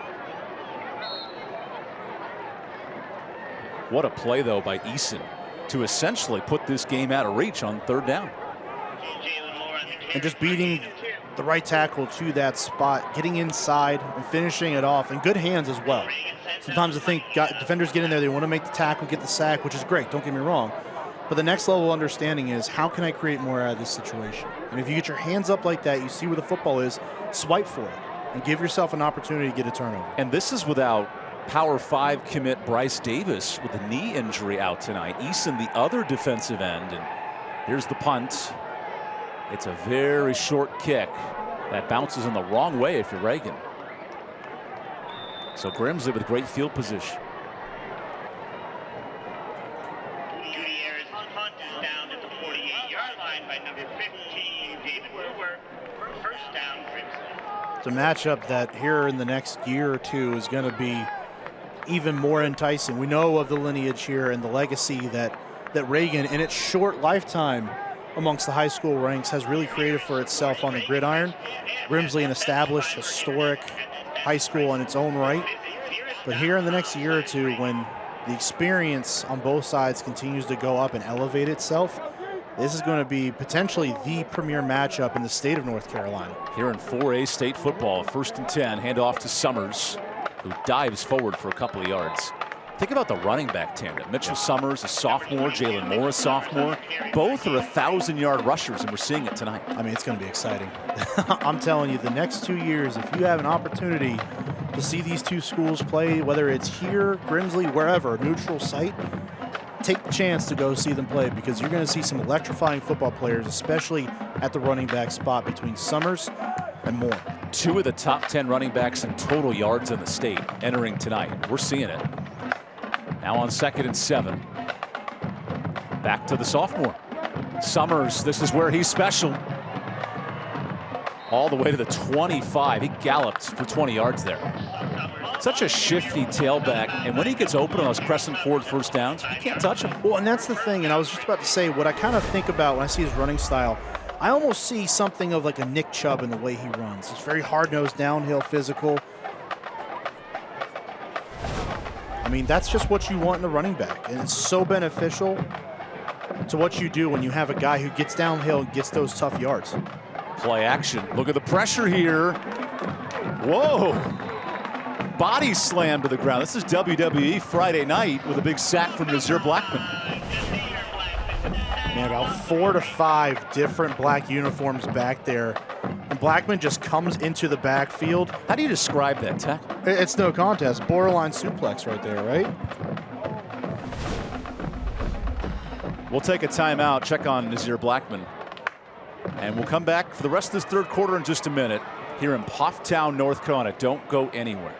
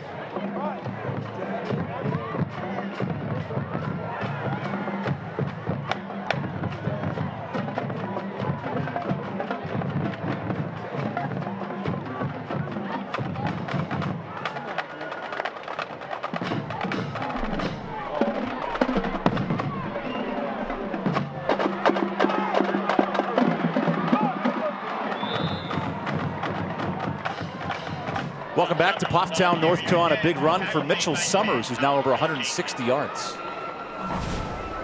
Another big run for Summers. Again, reading his blocks and just getting downfield.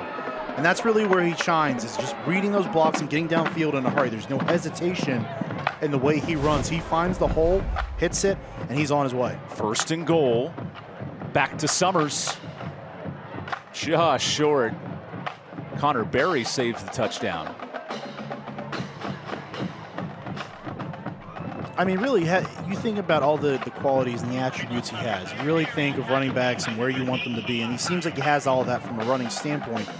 But then you add in the fact that he is 5'6", and how much harder that actually makes him to tackle because he's already so low to the ground. So he has more power that way, and it's a smaller target to try to hit.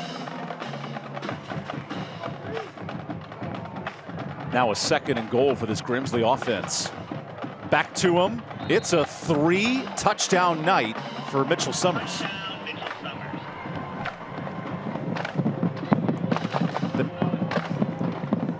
That is a Bang Hard Apparel touchdown. Go hard with Bang Apparel, a new logo athletic brand offering performance fabric, athletic apparel to help you stay motivated with the right fit.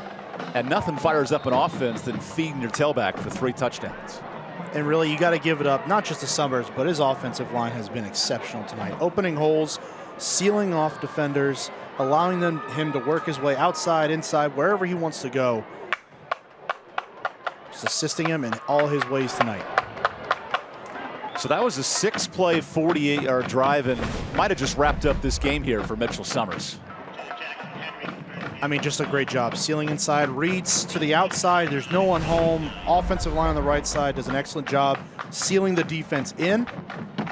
And that is a no contest walk-in every day of the week. We're coming up in the fourth quarter. Stay tuned to find out who's our Carolina Classic Fair Pay of the Game. I think I know who the player of the game is. He's sitting on the bench in the tailback position. The Carolina Classic Fair, there's magic in the fair.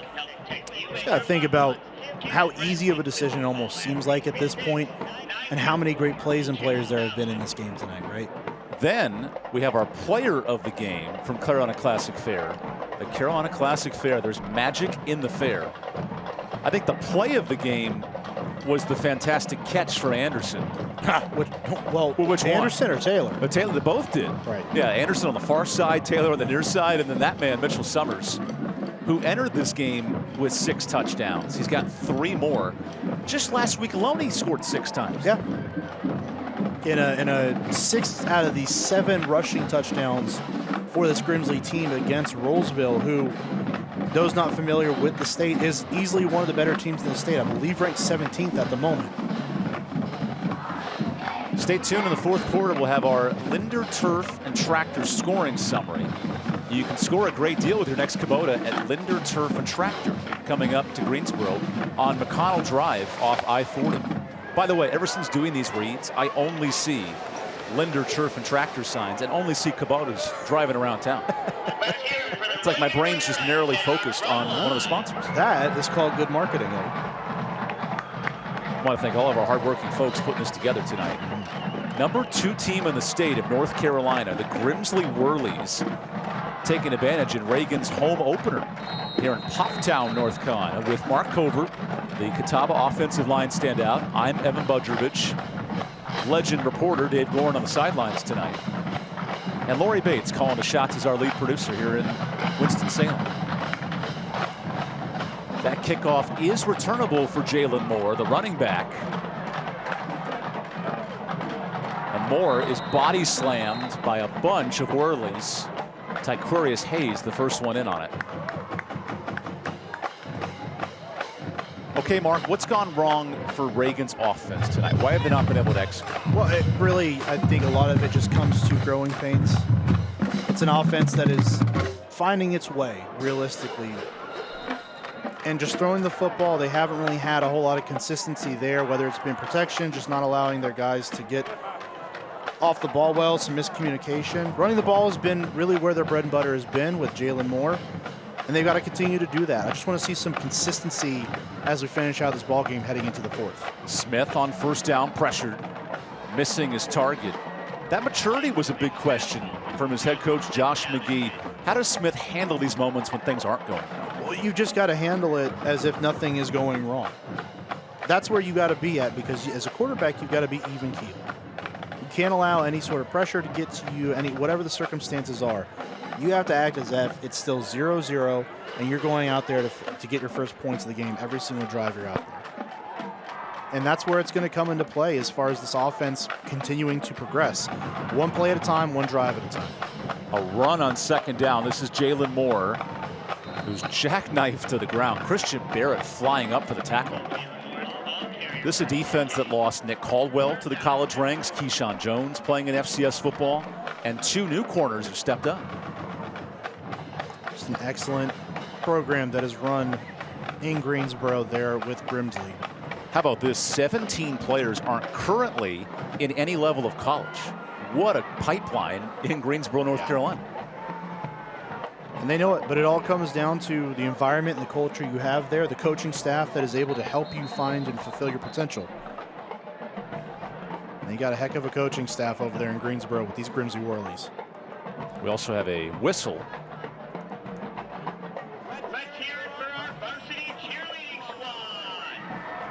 That was a substitution. Bakari Colberry exits.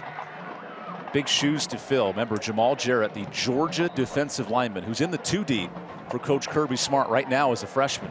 He anchored this defense last year. I mean, think about what that says about how good he was at the high school level. Freshman in the 2 deep for the national champs. Here comes pressure. Smith rolls out and misses his target. This Grimsley defense, since giving up a touchdown, how have they been so special? Bringing pressure. That's where it's really been. They've just dialed back the pressure, said, hey, we know we're going up against an inexperienced group. Let's test them. Let's see how well they can hold their water and protect their quarterback when he drops back to throw. They've been testing it since that touchdown drive and have had great success with it.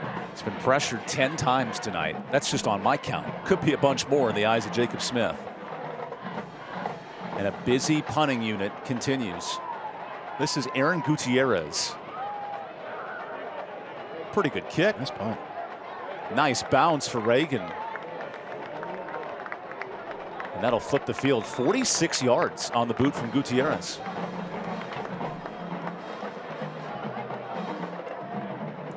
We told you Grimsley's special, producing college football players, elite talent. And yet, the Grimsley Whirlies, they have not talked about last year's state runner-up at all. The entire offseason, it has not been brought up. Well, what are you talking about? It's really the mindset of, hey, we got to move on. Last year was last year. We got to the state championship game. That's great. Even if we won it, that's great. That was last year. You got to continue to move forward. The quest is what's next. And that's exactly where their mindset is. Here's a first down handoff. Mitchell Summers, who trips and gains a yard. Grimsley has played top 25 Mount Tabor in the state, top 10 Rollsville in the state, and now with Reagan coming up, those are 3 playoff teams in 4A football. What has Grimsley learned about themselves in these games? Well, just learning how to find their way again after you have so much success for them last year, and maybe this is an annual thing for Grimsley, but after having the success you had last year, how do you replace the guys that departed? And so far, it's been a resounding, hey, we know exactly what we're doing. Lobbing it up, overshooting Alex Taylor. But that's not to say that they're perfect, right? There's still been some issues with maybe mental mistakes. Tonight, you'll sit in there and say, hey, they had 7 penalties in the first half. You got to be able to get rid of those mental mistakes. As the year goes on and playoff football starts getting closer and closer, the teams that make less mental mistakes are going to have a better opportunity to find themselves having postseason success. And Grimsley's still got to get there. Grimsley's still throwing the ball up 26. You can tell they're playing for it here on 3rd down. With pressure, finds his target, and right at the sticks is Jeremiah Deese. He might have enough for the first down, and he does. Good strong throw from Faison Brandon. Sits back in the pocket, has pressure going around him. Good job of maintaining a pocket by his offensive line. That's a Crescent Ford first down. Faison Brandon is not old enough to drive himself to class. How is he driving this offense tonight? That's the question, isn't it? I mean, he's just done an excellent job of commanding the offense, and that's really what you want to see. Talking about Jacob Smith on the other side, the command from Faison Brandon tonight has been exceptional. And he flips it out to a weapon like Terrell Anderson, the NC State commit. He gets an easy 8 yards. He has 200 yards passing now, and it's been 5 or 6 different receivers getting involved. And he's got 5 or 6 different receivers really where he can spread the ball around too. That's the big difference. And understanding, hey, you don't have to lock into one guy. Someone's going to be open down the field, and they've just got an array of playmakers that make that so much easier to grasp. So for Faison Brandon, it's just about developing. And as long as he continues to get better. Fumble. Oh, interesting. That was a forward pass, Yep. so incomplete. That'll hurt Faison Brandon's passing percentage tonight. Well, it's certainly not a fumble, and this is one of those new wrinkles, or newer, I guess I should say, in football. Instead of doing it where you got him coming behind you, that ball drops, it's a fumble at that point. So just put it in front. If it drops, it's an incomplete pass. Live to play another down. So this is 3rd and medium. Grimsley has been 80% of the time moving the chains on 3rd down. You don't see that in high school football. So Summers adds to those numbers and gets tackled forward, moving the chains once again, pressing forward 1st down. Doesn't it really feel, though, like if this offense, as good as it already is, as Faison Brandon continues to develop, he's going to be the key to unlocking it going forward? This kid's special, man, as a sophomore. Yep. He backed up Ryan Stevens all year on a state finalist team, and now he's running the show. And just think about what that is. Just to even see that and be a part of it, to get that experience on that level, makes a world of difference. So when you get on the field, all you got to do is react, get better, and read defenses, and the rest takes care of itself. A world of difference for the Whirlies, who are putting on a show tonight here in Poptown, North Carolina.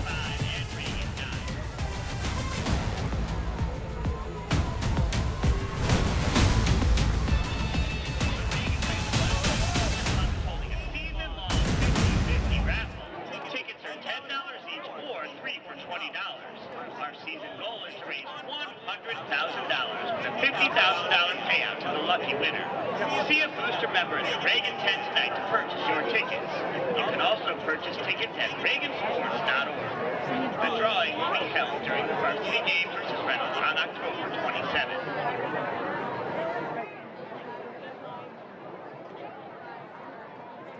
Ladies and gentlemen, the Reagan cheerleaders are going to be tossing you some t-shirts, so get on your feet! Let's go, cheerleaders! Show off those arms!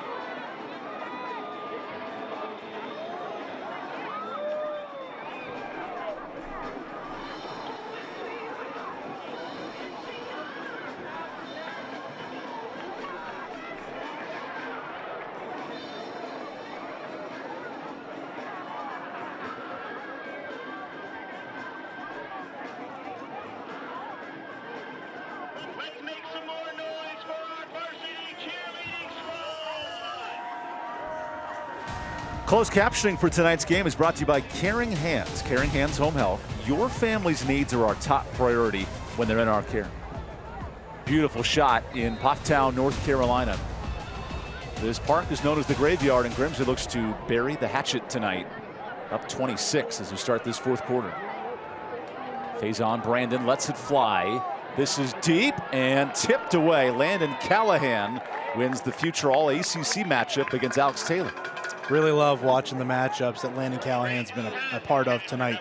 Not really going the way of the Raiders from Reagan, but he's been exceptional tonight in coverage, able to stay step for step with these receivers down the field, displaying that coverage skill that's going to make him quite the asset in the ACC. Anderson has 70 yards receiving. Taylor has 50 yards. Both a UNC and NC State committed receivers. Here's a 2nd down handoff. Mitchell Summers, the other option. Look at Summers speeding away, cutting it back. How do you stop this guy, Mitchell Summers? He gets 31. Well, first you got to find him. That's the whole thing behind that big offensive line he has in front of him. You got to find him amongst that, and by the time you do, more often than not, it's too late. He's already at the second level. What a dynamic runner for the Whirlies. Mitchell Summers, 6 touchdowns last week against Rolesville. He has 3 more tonight. That's a season's worth of effort. Now in the red zone on 1st and 10. Anderson lobs it up. This is a wide open pass, but couldn't find Alex Taylor. Try to sluggo out there on Callahan and beat him. For the first time tonight, it really seemed like Landon Callahan was beat, and just missing on that throw was Faison Brandon to Alex Taylor. That was a golden opportunity. What a route run by the senior wide receiver. This quarterback's really efficient. 17 of 23. That was a rare miss tonight. I think that's the next step in his development really tonight, is just finding the consistency. Talked about that as one of the keys. And Grimsley has been certainly consistent here tonight. What a tackle by Nazir Blackman, as Summers nears 200 yards on the ground. Nazir Blackman is a 2-sport athlete. What a tremendous weapon at linebacker. Big linebacker at that too. Rangy, athletic, has a great nose for the football, understands leverage and points. That's what you want. You need a smart guy to man the middle of your field. Nazir Blackman is certainly a guy that fits that bill. We have a flag here and a sideline warning on Reagan. I'll be honest, I'm a bit confused here. I don't know. Unless there was a just a warning, no yardage. Correct. And Josh McGee, there's the head coach, saying what else could go wrong right now. Unless a coach had snuck out on the field or outside that box, be the only way. Grimsley back in the red zone here on 3rd and 7. Anderson to throw. He's got an option. Look who it is, Alex Taylor with his 2nd touchdown of the night. Grimsley continues to romp with these passing touchdowns. Give props to Faison Brandon on that throw right there. Sees the pressure barreling towards him, just sits in the pocket, steadies his feet, and throws a dart to Alex Taylor right down the seam. That's the next play. That's what you want to see for him to progress and for this offense to become even more dangerous. How about as dangerous as 7 plays, 74 yards in 3.5 minutes? This is the icing on the cake for the Grimsley Whirlies. And Jackson Henry couldn't kick it. Bobbled snap there. That may be one issue that Coach Darrell Brown brings up this week. But the passing game has been clicking. Anderson, Taylor, all Grimsley tonight here in Poptown.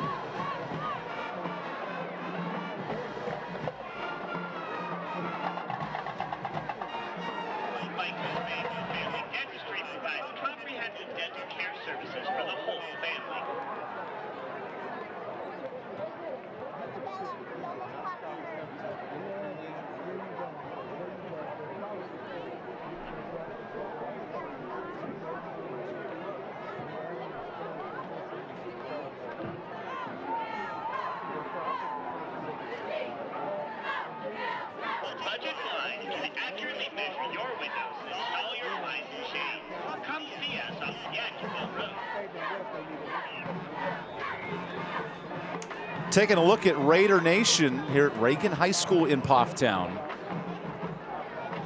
The home of George Greer here in Poptown, North Carolina, former St. Louis Cardinals hitting coach.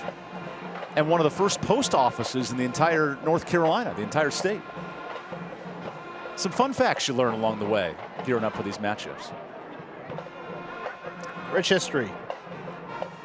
in the state of North Carolina. And believe it or not, this field used to be a lake. Yeah. Now it's drained beautifully and cut every afternoon by the athletic director here at Reagan High School. That's Mitch Adams. Well, you could see why the ground takes so well to it, of course. Thanks for joining us here on our Friday Night Rivals Game of the Week. We're in Pufftown, North Carolina, just outside of Winston-Salem. With Mark Covert, I'm EvanBudrovich, Dave Gorn on the sideline. And this kicker takes a full-out sprint before booting it away. And Callahan brings it out. Callahan gets just near the 20. Good tackle there by Ja'Kai Eason. This Grimsley program, state runners-up last year, now ranked first in 4A football. What's the ceiling for the Grimsley Whirlies? A state championship. Realistically, you put them up there with anyone, they are going to be major competitors throughout the state. The Triad being one of those premier areas for high school football in the state of North Carolina. And they'll go toe-to-toe with just about anyone in the Charlotte area, Raleigh. And the last 2 years, it has not been the big cities of Greensboro or Charlotte winning championships. Think Cardinal Gibbons in Raleigh. Think New Bern in the coast. Not the big names winning every year. Well, and that's where the coaching comes in. And Darryl Brown and his staff have just as good a coaching staff as really anyone else in the state. And you can put them up against anyone else. They know how to coach these guys. They know how to get them going. And Darryl Brown is coaching up this defense with his team up by 30 points. Well, it never stops. And that's really where the difference lies in how you coach teams and how you get them to be good to great and then great to being state champs. And putting them in a position where they can win those games and those titles in those situations. It's just that it never stops. But understanding that, hey, these are also guys that are becoming young men in the same regard. And handling that in a way that's still delicate to the situation, but understanding of it. Darryl Brown said he built this schedule to teach his team something every week. Week 1, it was Mount Tabor that runs the football, that's physical. Rollsville, explosive offensively. And Reagan, a hard-nosed team. Grimsley has learned a bunch in these first 3 weeks. They absolutely have. And really, that example right there is where these two coaching staffs are also cut from the same mold. Because you can flip it the other way and say the same thing about Reagan. They're just in a different process or a different point in the process with this roster. Here's the sophomore Jalen Moore getting outside. Jalen Moore running away from the defense. 80 yards to the house. Jalen Moore with his second touchdown. It never stops, and that's included on the other side right there. Hey, the Reagan Raiders are not going to stop fighting in this game. No matter what the score is, they need to continue to fight, and you love to see that if you're this coaching staff on the Reagan sideline. These kids have no quit, and they're continuing to push the limit on what they can do. These sophomores are special running the ball tonight. And they're going to be fun to watch here in the next 2 years together. Now you play the math game if you're Reagan, going for 2. Got to make up some points quickly. 1 play, 82 yards. That is an efficient drive if you're Reagan. Absolutely. And now Jacob Smith with options on this 2-point play.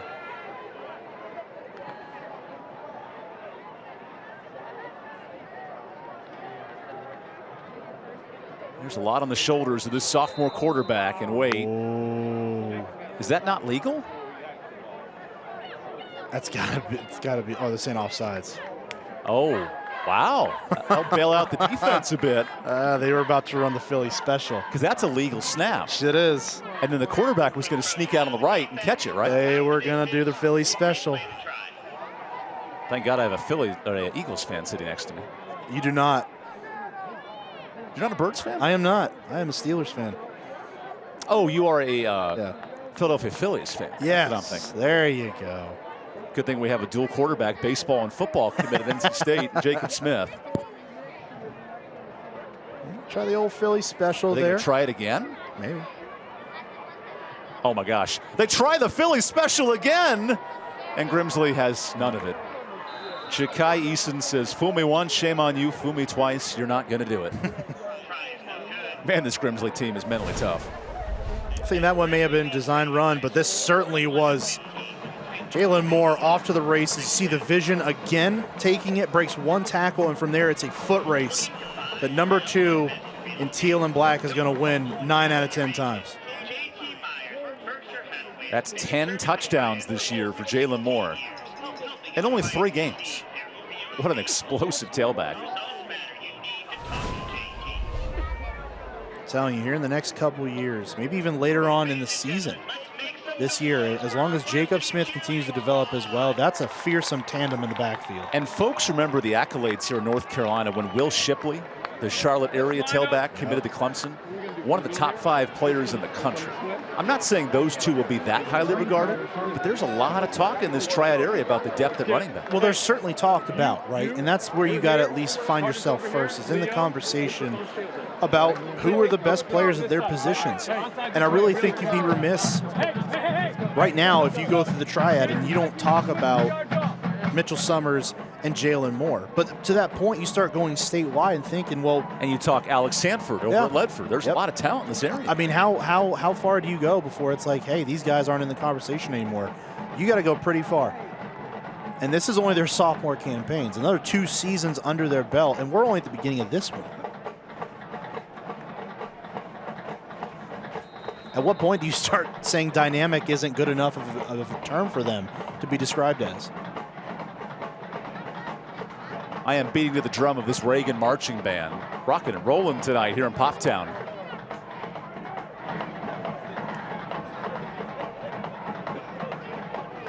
It's a good environment, though, isn't it? Sold out house as Ryder Lawson boots this away. Oh, we got an onside special. Go 10 yards. Go 10 yards. It goes 5.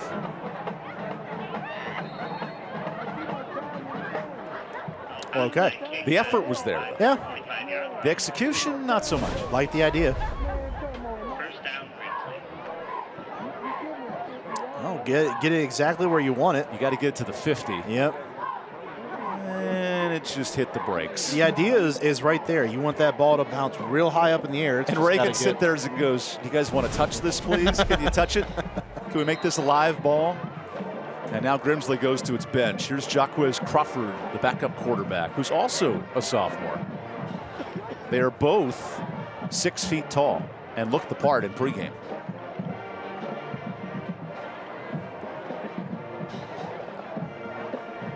Just like Faison Brandon did last year, now gets his burn.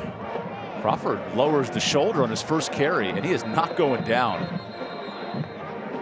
How important are these reps for a sophomore getting his first action in the second half? Well, hey, again, to that point, right? Faison Brandon last year in the same role that we find Jaquez Crawford in right now, learning and continuing to develop, even if it's from the bench, just taking those mental reps while this offense is on the field. Now you get actual game experience, and that goes a long way as you continue to develop these guys going forward. Think of the Trey Lance trade to the Dallas Cowboys. Yeah. You get those extra reps, and maybe you earn playing time down the road. Yep. That's where it is. If you got to develop, you can't always do it just standing on the sideline. It's got to be in a real game situation. Crawford on second down, feeds the beast. That's Mitchell Summers. Summers breaks one, pangs into 2 more, and Mitchell Summers over 100 yards on the ground. But hey, Jaquez Crawford is right down the field trying to throw blocks for him. Although this will come back with a holding. Really got to respect the hustle. Instead of just handing it off and watching your running back go to work, get down the field, make a play for him. That really goes a long way for you also putting yourself in a good position with the coaching staff. Undersized tailbacks in this state. We saw Tyler Mason last week from Mount Airy. He had 50 career touchdowns. Here's the next lineage of not necessarily the big Power 5 sized running backs, but super efficient. But it's not always about passing the eye test, right? To me, it really comes down to, hey, is this guy a good football player or not? And size, honestly, half the time, and in high school especially, doesn't even come close to mattering. Here's Summers one more time. He turns what should be nothing and gets 5 yards out of it. I mean, there's just certain things you can't teach with guys. You can say, well, you can teach them how to read things, you can teach them how to do certain things, but there are just instincts that come into play, especially at the running back position. And Summers just has that feel for how things are going. Just seeing those holes develop, what's closing up, what's not there. Should I bounce it outside, keep it inside? He's got a good understanding for just how to run the football in general. And now he has 175 yards rushing. And that's shown itself in full force tonight. Here on 3rd down, quarterback finds it. Crawford lets it fly, incomplete. A rare second half stop for Reagan defensively. Number 18 falls incomplete. Pressured by number 17, 7. And here comes the punt unit for Grimsley. Ineligible receiver downfield is declined. Brings up 4th and 9. There's the offensive coordinator having a quick chat. Jesse Tripp. That's an important conversation there with a sophomore quarterback. Yeah. And it was nice to also see Jaquez walk over to him and have that conversation instead of waiting for coach to come on over and talk to him. Let's not forget Alex Taylor is the punter as well. Well, that's a pretty good one. Can he coffin corner this? Yeah, man. What can't Alex Taylor do tonight? Flipping the field in a 37-yard punt. We'll take the timeout. Under 8 minutes to go here in Pufftown, North Carolina. It is all Grimsley on our Friday Night Rivals game of the week.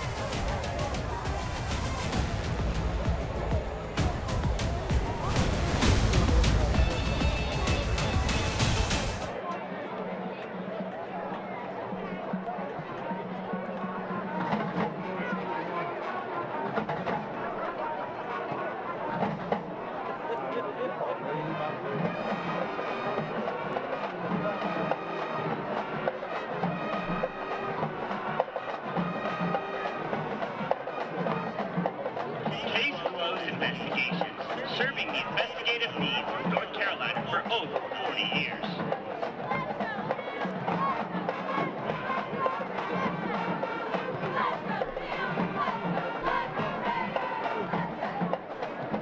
Doctors Termac and Hansen orthodontists serving our community and making smiles for over 20 years.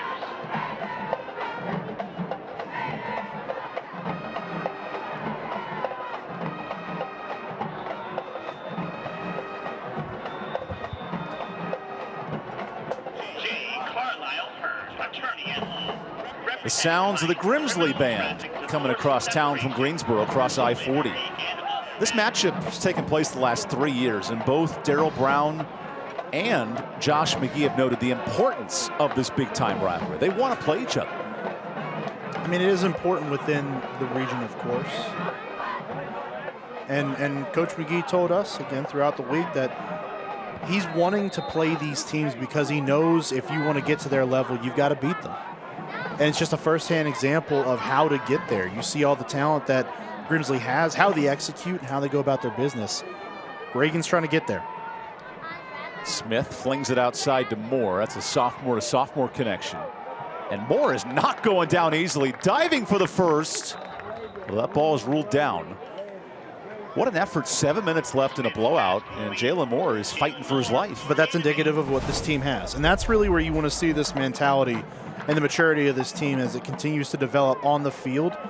Just from a mental standpoint, how mature are you? And continuing to fight like this shows an excellent step forward in their maturity. What I thought was a poor spot, but 1 yard short, 2nd and 1. Quarterback keeper. Look at that little release route. Harvin gets out of bounds. Although not, well, there we go. No relation to Percy Harvin, but young Cassidy with his 4th catch. I wouldn't be surprised as the weeks kind of go on, and Reagan has a bye week next week, so they've got some time to chew on it. But the RPO game has worked really well for them here tonight. Maybe that's something they incorporate a little bit more as the season goes on. Before facing another top 10 team in the state in East Forsyth to open up league play. Be the best, you got to beat the best. There are no breaks in this Reagan schedule. 4 top 25 teams in the state in the first 4 weeks. As Smith keeps it, throws that RPO, incomplete. How does this wrinkle become a more prominent part of the offense? Well, there's different ways to deploy it. So we've seen here tonight where they've done the bubble screen after reading the defense. Of course, you have the ability to hand off and it just be a regular run play, or you can have it pull and then you can have a quarterback runner, he throws it. But there's different ways to deploy it. You can do it where it's still inside, little hang routes as they call them. A tight end or a wide receiver coming back inside. And Smith looks so comfortable throwing those passes. He does. And that's where you need to find a comfort zone for Jacob Smith so he has something to really build off of, a solid foundation. But it's not just him. They've been comfortable as an offense running it tonight. Play clock ticks to 4 seconds, and he gets it off. Here's the new tailback, Aaron Gutierrez. Nice little run for Gutierrez. He gets 9. And a generous spot gives him the first down. That's a Crescent Ford first down. How about these running backs? Talked about Summers. We've talked about Moore. Now Gutierrez stakes his claim on this game with a nice run off the left side. Reagan had to replace a 1,000-yard rusher in Zion Saunders, who's playing at the FCS level. Now it's Gutierrez's turn here on first down. Look at Moore splitting the difference. These are hard-earned yards on the ground tonight for these running backs. He's so explosive, isn't he? This is Darren Sproles-esque, the way he runs the It ball. really almost kind of is. I mean, you look up the field and the way he gets through, talking a little bit how Summers has a little more patient running style to him. Moore's explosive. I mean, he finds that hole and he's busting through it in a hurry. The coaching staff said Jalen Moore's learning to be more patient. Tonight, he's being aggressive and making an impact. 100 yards on the ground. Gutierrez joins him for a couple more, but a flag down.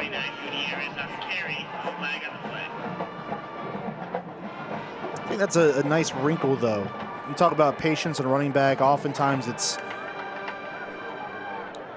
illegal shift. Oftentimes, it's a thing where everyone kind of applauds it. He says, "Hey, he's a really patient runner. He sees holes." But there are times where you've got to be more aggressive. I mean, you can't wait for things to develop, and we've seen that from Jalen Moore tonight. And as a former offensive lineman, you know it's hard to create space against 300-pound defenders. Absolutely. That's part of understanding your opponent, so give Moore credit for that as well. 3 sophomore interior O-linemen against 3 300-pounders in the middle. You see Moore is actually split out wide now. So it's Gutierrez in the backfield. Oh, look at this option offense. Well, that's the wrong option. And bringing him down, Kyrie Milner, the middle linebacker. Really thought that was going to be another RPO, but Jacob Smith pulled it down and had it in a non-throwable stance there, just trying to tuck it and run. And Gimsley does an excellent job sniffing that out and dropping him for a loss. That's the youngest unit in the defensive unit. It's the linebacking core. But Milner stepped up. Last year's starter Khalil Stimson, 100 tackles and all conference in the heart of this Gimsley defense. Setting up a 2nd and 18. Smits lets it fly. Nice catch. Wow. And KJ Ford gets most of that yardage back. That is a gutsy throw by Jacob Smith. I mean, pressure was being applied in a hurry. You see him just step up here, locks down, and despite the pressure, just steps into his throw, makes an accurate throw. That is a great throw by the sophomore quarterback. That's a 14-yard pitch and catch. If you ask Josh McGee, he wants to see more of that from his sophomore quarterback, letting it fly through the air. So on 3rd down, he feeds Moore, who slips. And a 4th down coming up. This is the game here for Reagan. You got to think they're going to put the football in the air here. Josh McGee, who intentionally scheduled his hardest non-conference slate ever, 3 ranked opponents, and with East Forsyth after the bye, who just won. What a stretch of 4 games against great 4A opponents. Here's the game, 4th and 7, play action. Smith past the sticks, 1st down, tap. And that'll extend it, William Tapp to the 20. Good read.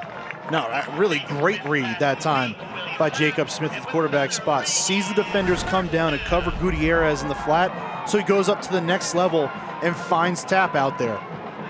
It's an excellent job of understanding the concept of the play and getting it to the right guy. A timeout, Grimsley, and you could tell this Reagan offense is causing some trouble on this drive. Yeah. But this is what you want to see. This is exactly what you want to see out of a young team. That fight that just continues to drive them as the game goes on. It doesn't matter what's going on. And now the coaching really begins for Josh McGee, who was a quarterback himself at Winston-Salem State. And he noted, yes, my quarterback's 16, but I got to remind him in practice every once in a while that myself as the coach can still sling it in 7-on-7. It really does help, when you're talking about quarterbacks. And in a sport that is so driven by great quarterback play now, when your head coach understands the position because he played it before. I mean, what that does for a quarterback's development is going to be monumental. So Jacob Smith finds himself in a really good spot from that standpoint. He's got a guy who understands what it takes to play quarterback. Jacob Smith, who's committed to NC State for baseball and just signed an offer, an unofficial offer for football with Coach Dave Doran. There's a lot of options for Jacob Smith in the next couple of years. I mean, who knows? Just outside the red zone here on first down. Smith's Wolfpack got a big win last night over UConn, over Jim Mora to open the season. Sure did. A little audible with a late play clock at 4. Uh-oh. Confusion. Smith heaves a prayer. Tap. Out of bounds. That play seemed a little too overcalculated. Yeah, obviously some miscommunication in the backfield, and I can't really tell if Jacob Smith was just trying to throw that football away. Just get out of harm's way. That's the case. Smart play. Just get it down the field. Live to play another down.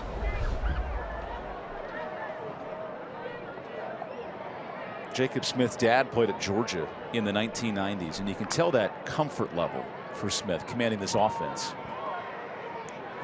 Josh McGee gives Smith a ton of freedom to call audibles, make changes. Here he is working with it with the play clock ticking. Just in time on second down. And maybe not. A timeout. Timeout, Reagan. Even this drive, though, we've seen development out of him. That's their first charge. Out of Jacob Smith, out of this offense as a whole. The game never ends. Not until there are zeros on the scoreboard at the end of the fourth quarter. The game does not end.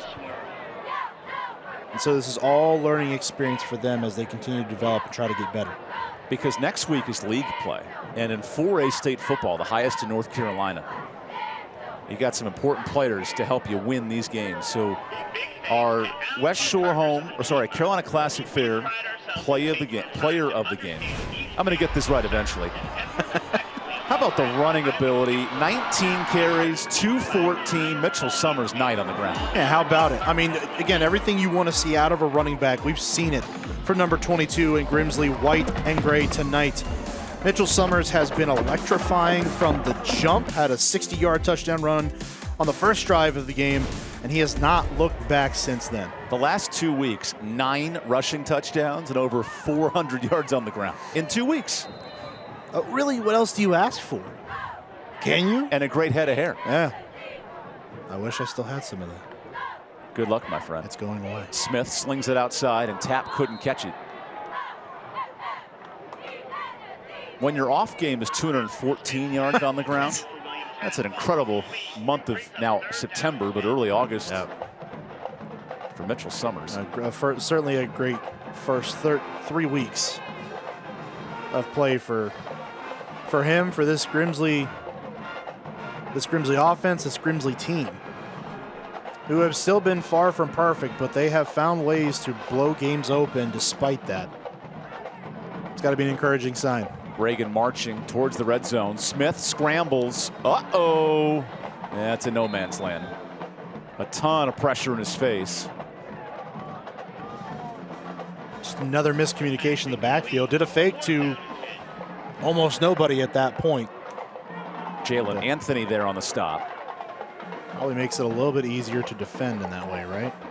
I'm not a mathematician, but an interesting call here. The field goal kicker comes out, Ryder Lawson. You wonder how much of this is getting ready for possible field goals late in the game, too. Yep. Look, everybody needs development, right? It can't just be offensive, defense, special teams. There's the third phase of the game. They've got to be just as good. Lawson from 37, but a flag. What do we got here?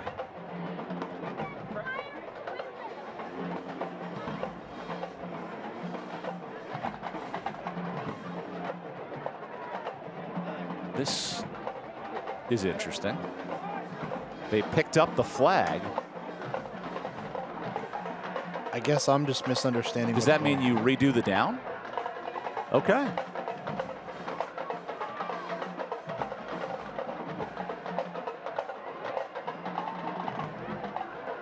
So the ref picks up his flag. The kick doesn't count.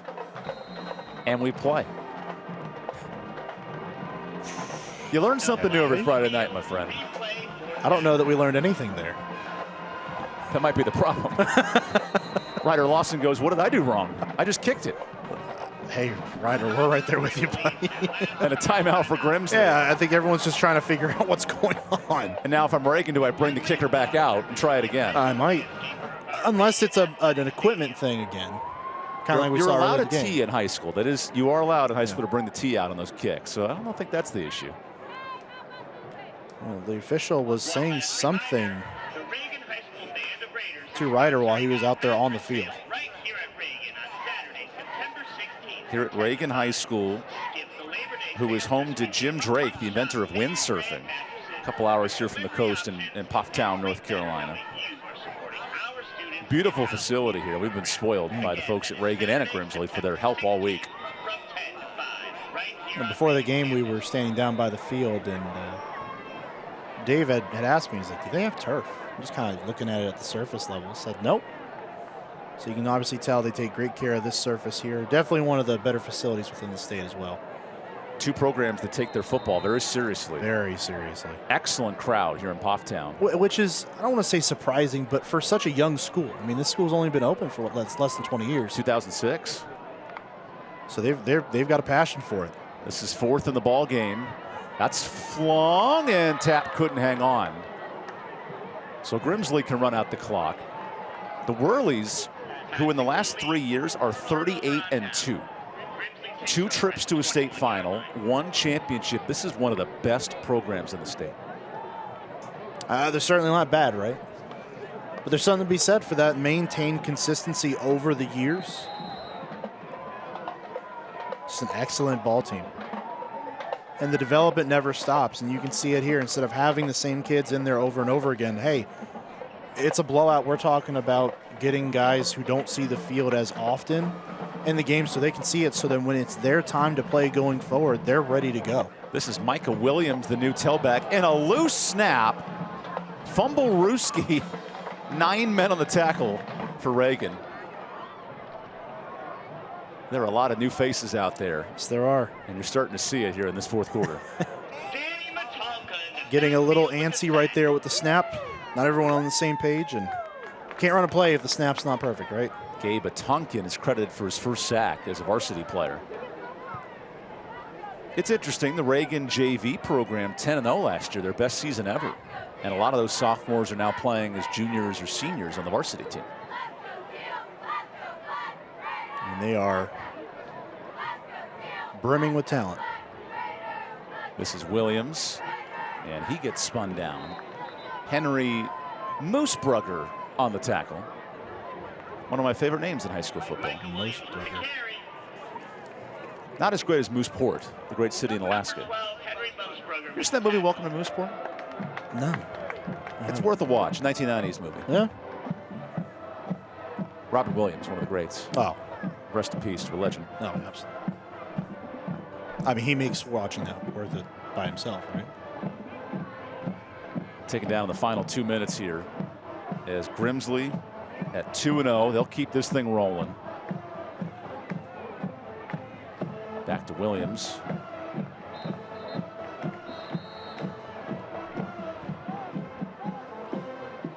You know, Evan, if you really look at this schedule going forward for what the Whirlies have, the rest of the way out, I mean, it's a schedule that definitely favors them going forward. You have the Guilfords, Southeast, Northwest, West, Southwest, the directional schools. I don't know if there's a loss coming up on this Grimsley schedule. It's going to be tough for a team that is going to be close to home, obviously playing then in conference play at that point, but for as good as they are, as explosive, as experienced, as deep as they are, This is going to be a team that's going to be reckoned with the best of them throughout the state. And once the playoffs come around, they're going to be a real tough out in that way as well. The last 3 years, 15-1, 11-1, 10-0, and a state championship. This Grimsley team does not lose football games. No, they do not. But that's the culture that has been brought about by Darryl Brown and his coaching staff. It's not the never say die, it's the never say quit, never lose attitude. But that's what they've got there. His kids love him for it. Speaking of never say quit attitude, I'm going to get this right. The West Shore home play of the game. How about the effort? You talk about going up and getting it. Look at this touchdown. If you want to talk about next level awareness on a play and instincts, that's it. Alex Taylor didn't just climb the ladder to go get that football.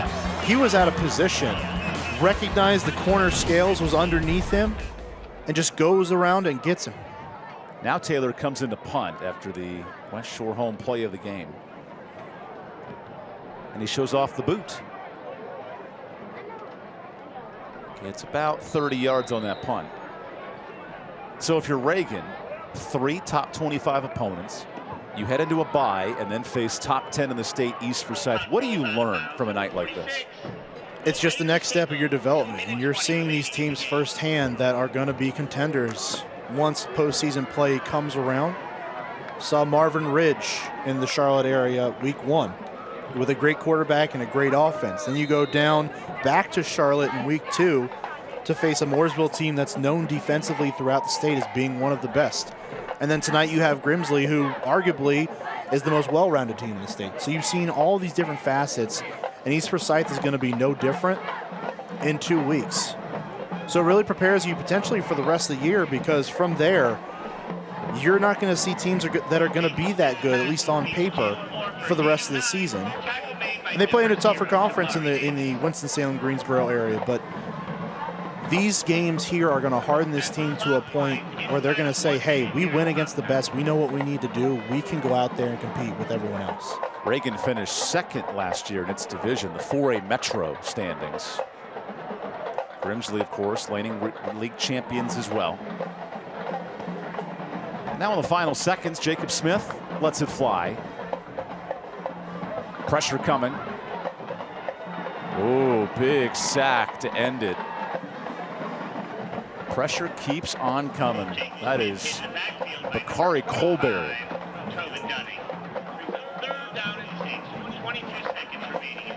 I'm going to try to get another snap off here.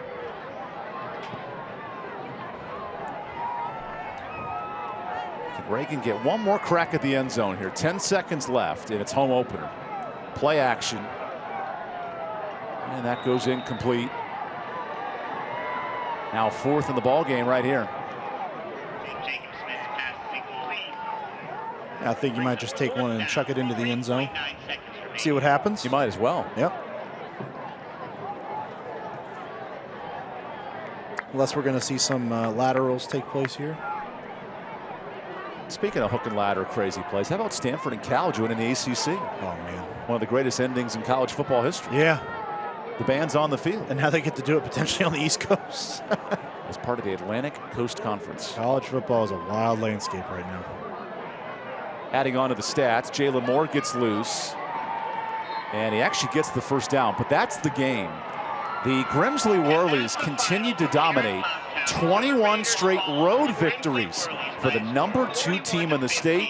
And Grimsley takes care of business tonight in Pufftown, North Carolina. It's an all-around dominant performance. A little shaky at the start. That's something they'll look to clean up going forward, but as always, able to settle down, play the game they want to play, and really come out with a hard-fought victory as they cruise to another win, their 3rd in 3 weeks. If you want to see one of the best teams in North Carolina, this is it. The Grimsley Whirlies, reigning state finalists, and they're off and running. We'll have interviews and trophy presentations when we come back to Winston-Salem.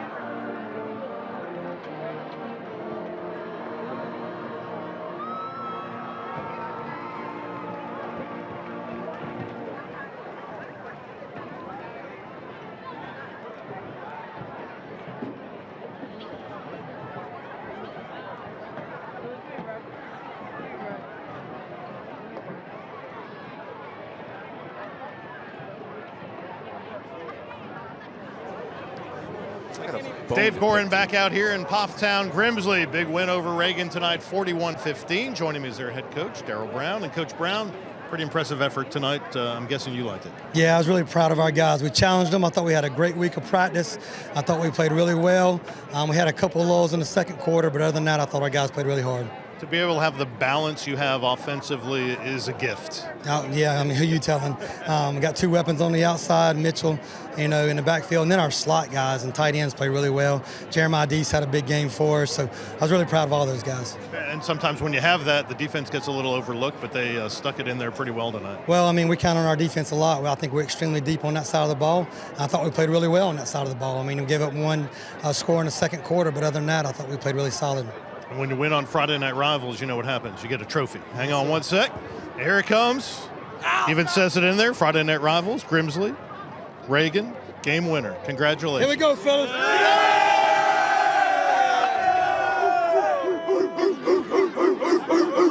And there we go. Evan, back to you. Thanks, Dave. Thank you to the Grimsley staff as well. Mark, one of the best teams in the state, just keeps rolling. I'm telling you, they are going to be a force to be reckoned with. They already are a force to be reckoned with, but man, the way that they can continue to improve, they have only scratched the surface of their potential this season.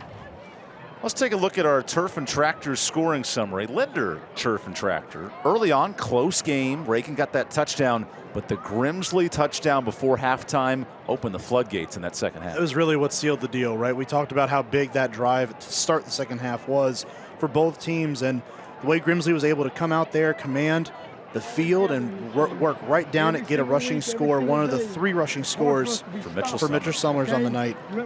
You can't really ask for much more out of this team tonight, just a little more consistency, but they're still finding their way in some areas. Mitchell Summers, 20 carries, 219 yards, 3 tutties that he put on a show. What a performance tonight in Pofftown, North Carolina. We're going to take a moment, thank all of our sponsors who make this game possible. Capital Metals, you saw the trophies at the end there for providing the plaques. Cook Rentals for the end zone views, and a mountain fried chicken for some great meal for the crew. Finally, all of our high schools, their admin, supporting the Carolina Classic Fair Friday Night Rivals broadcast. Good news. Next week, Friday night, 7:30, we head for a big matchup. Eastern Alamance, the Eagles host the Reedsville Rams right here on My 48 Sports. For our director, Drew, for our producer, Lori, for our talented crew, we want to thank you for joining us tonight in Pofftown, North Carolina. More like party town for Mitchell Summers and crew. 3 rushing touchdowns. Fantastic night for high school football. Grimsley, one of the best teams in the state, keeps on rolling. For Mark Covert and Dave Gorin, I'm EvanBudrovich saying good night from Pofftown. All Grimsley tonight in our Friday Night Rivals game of the week.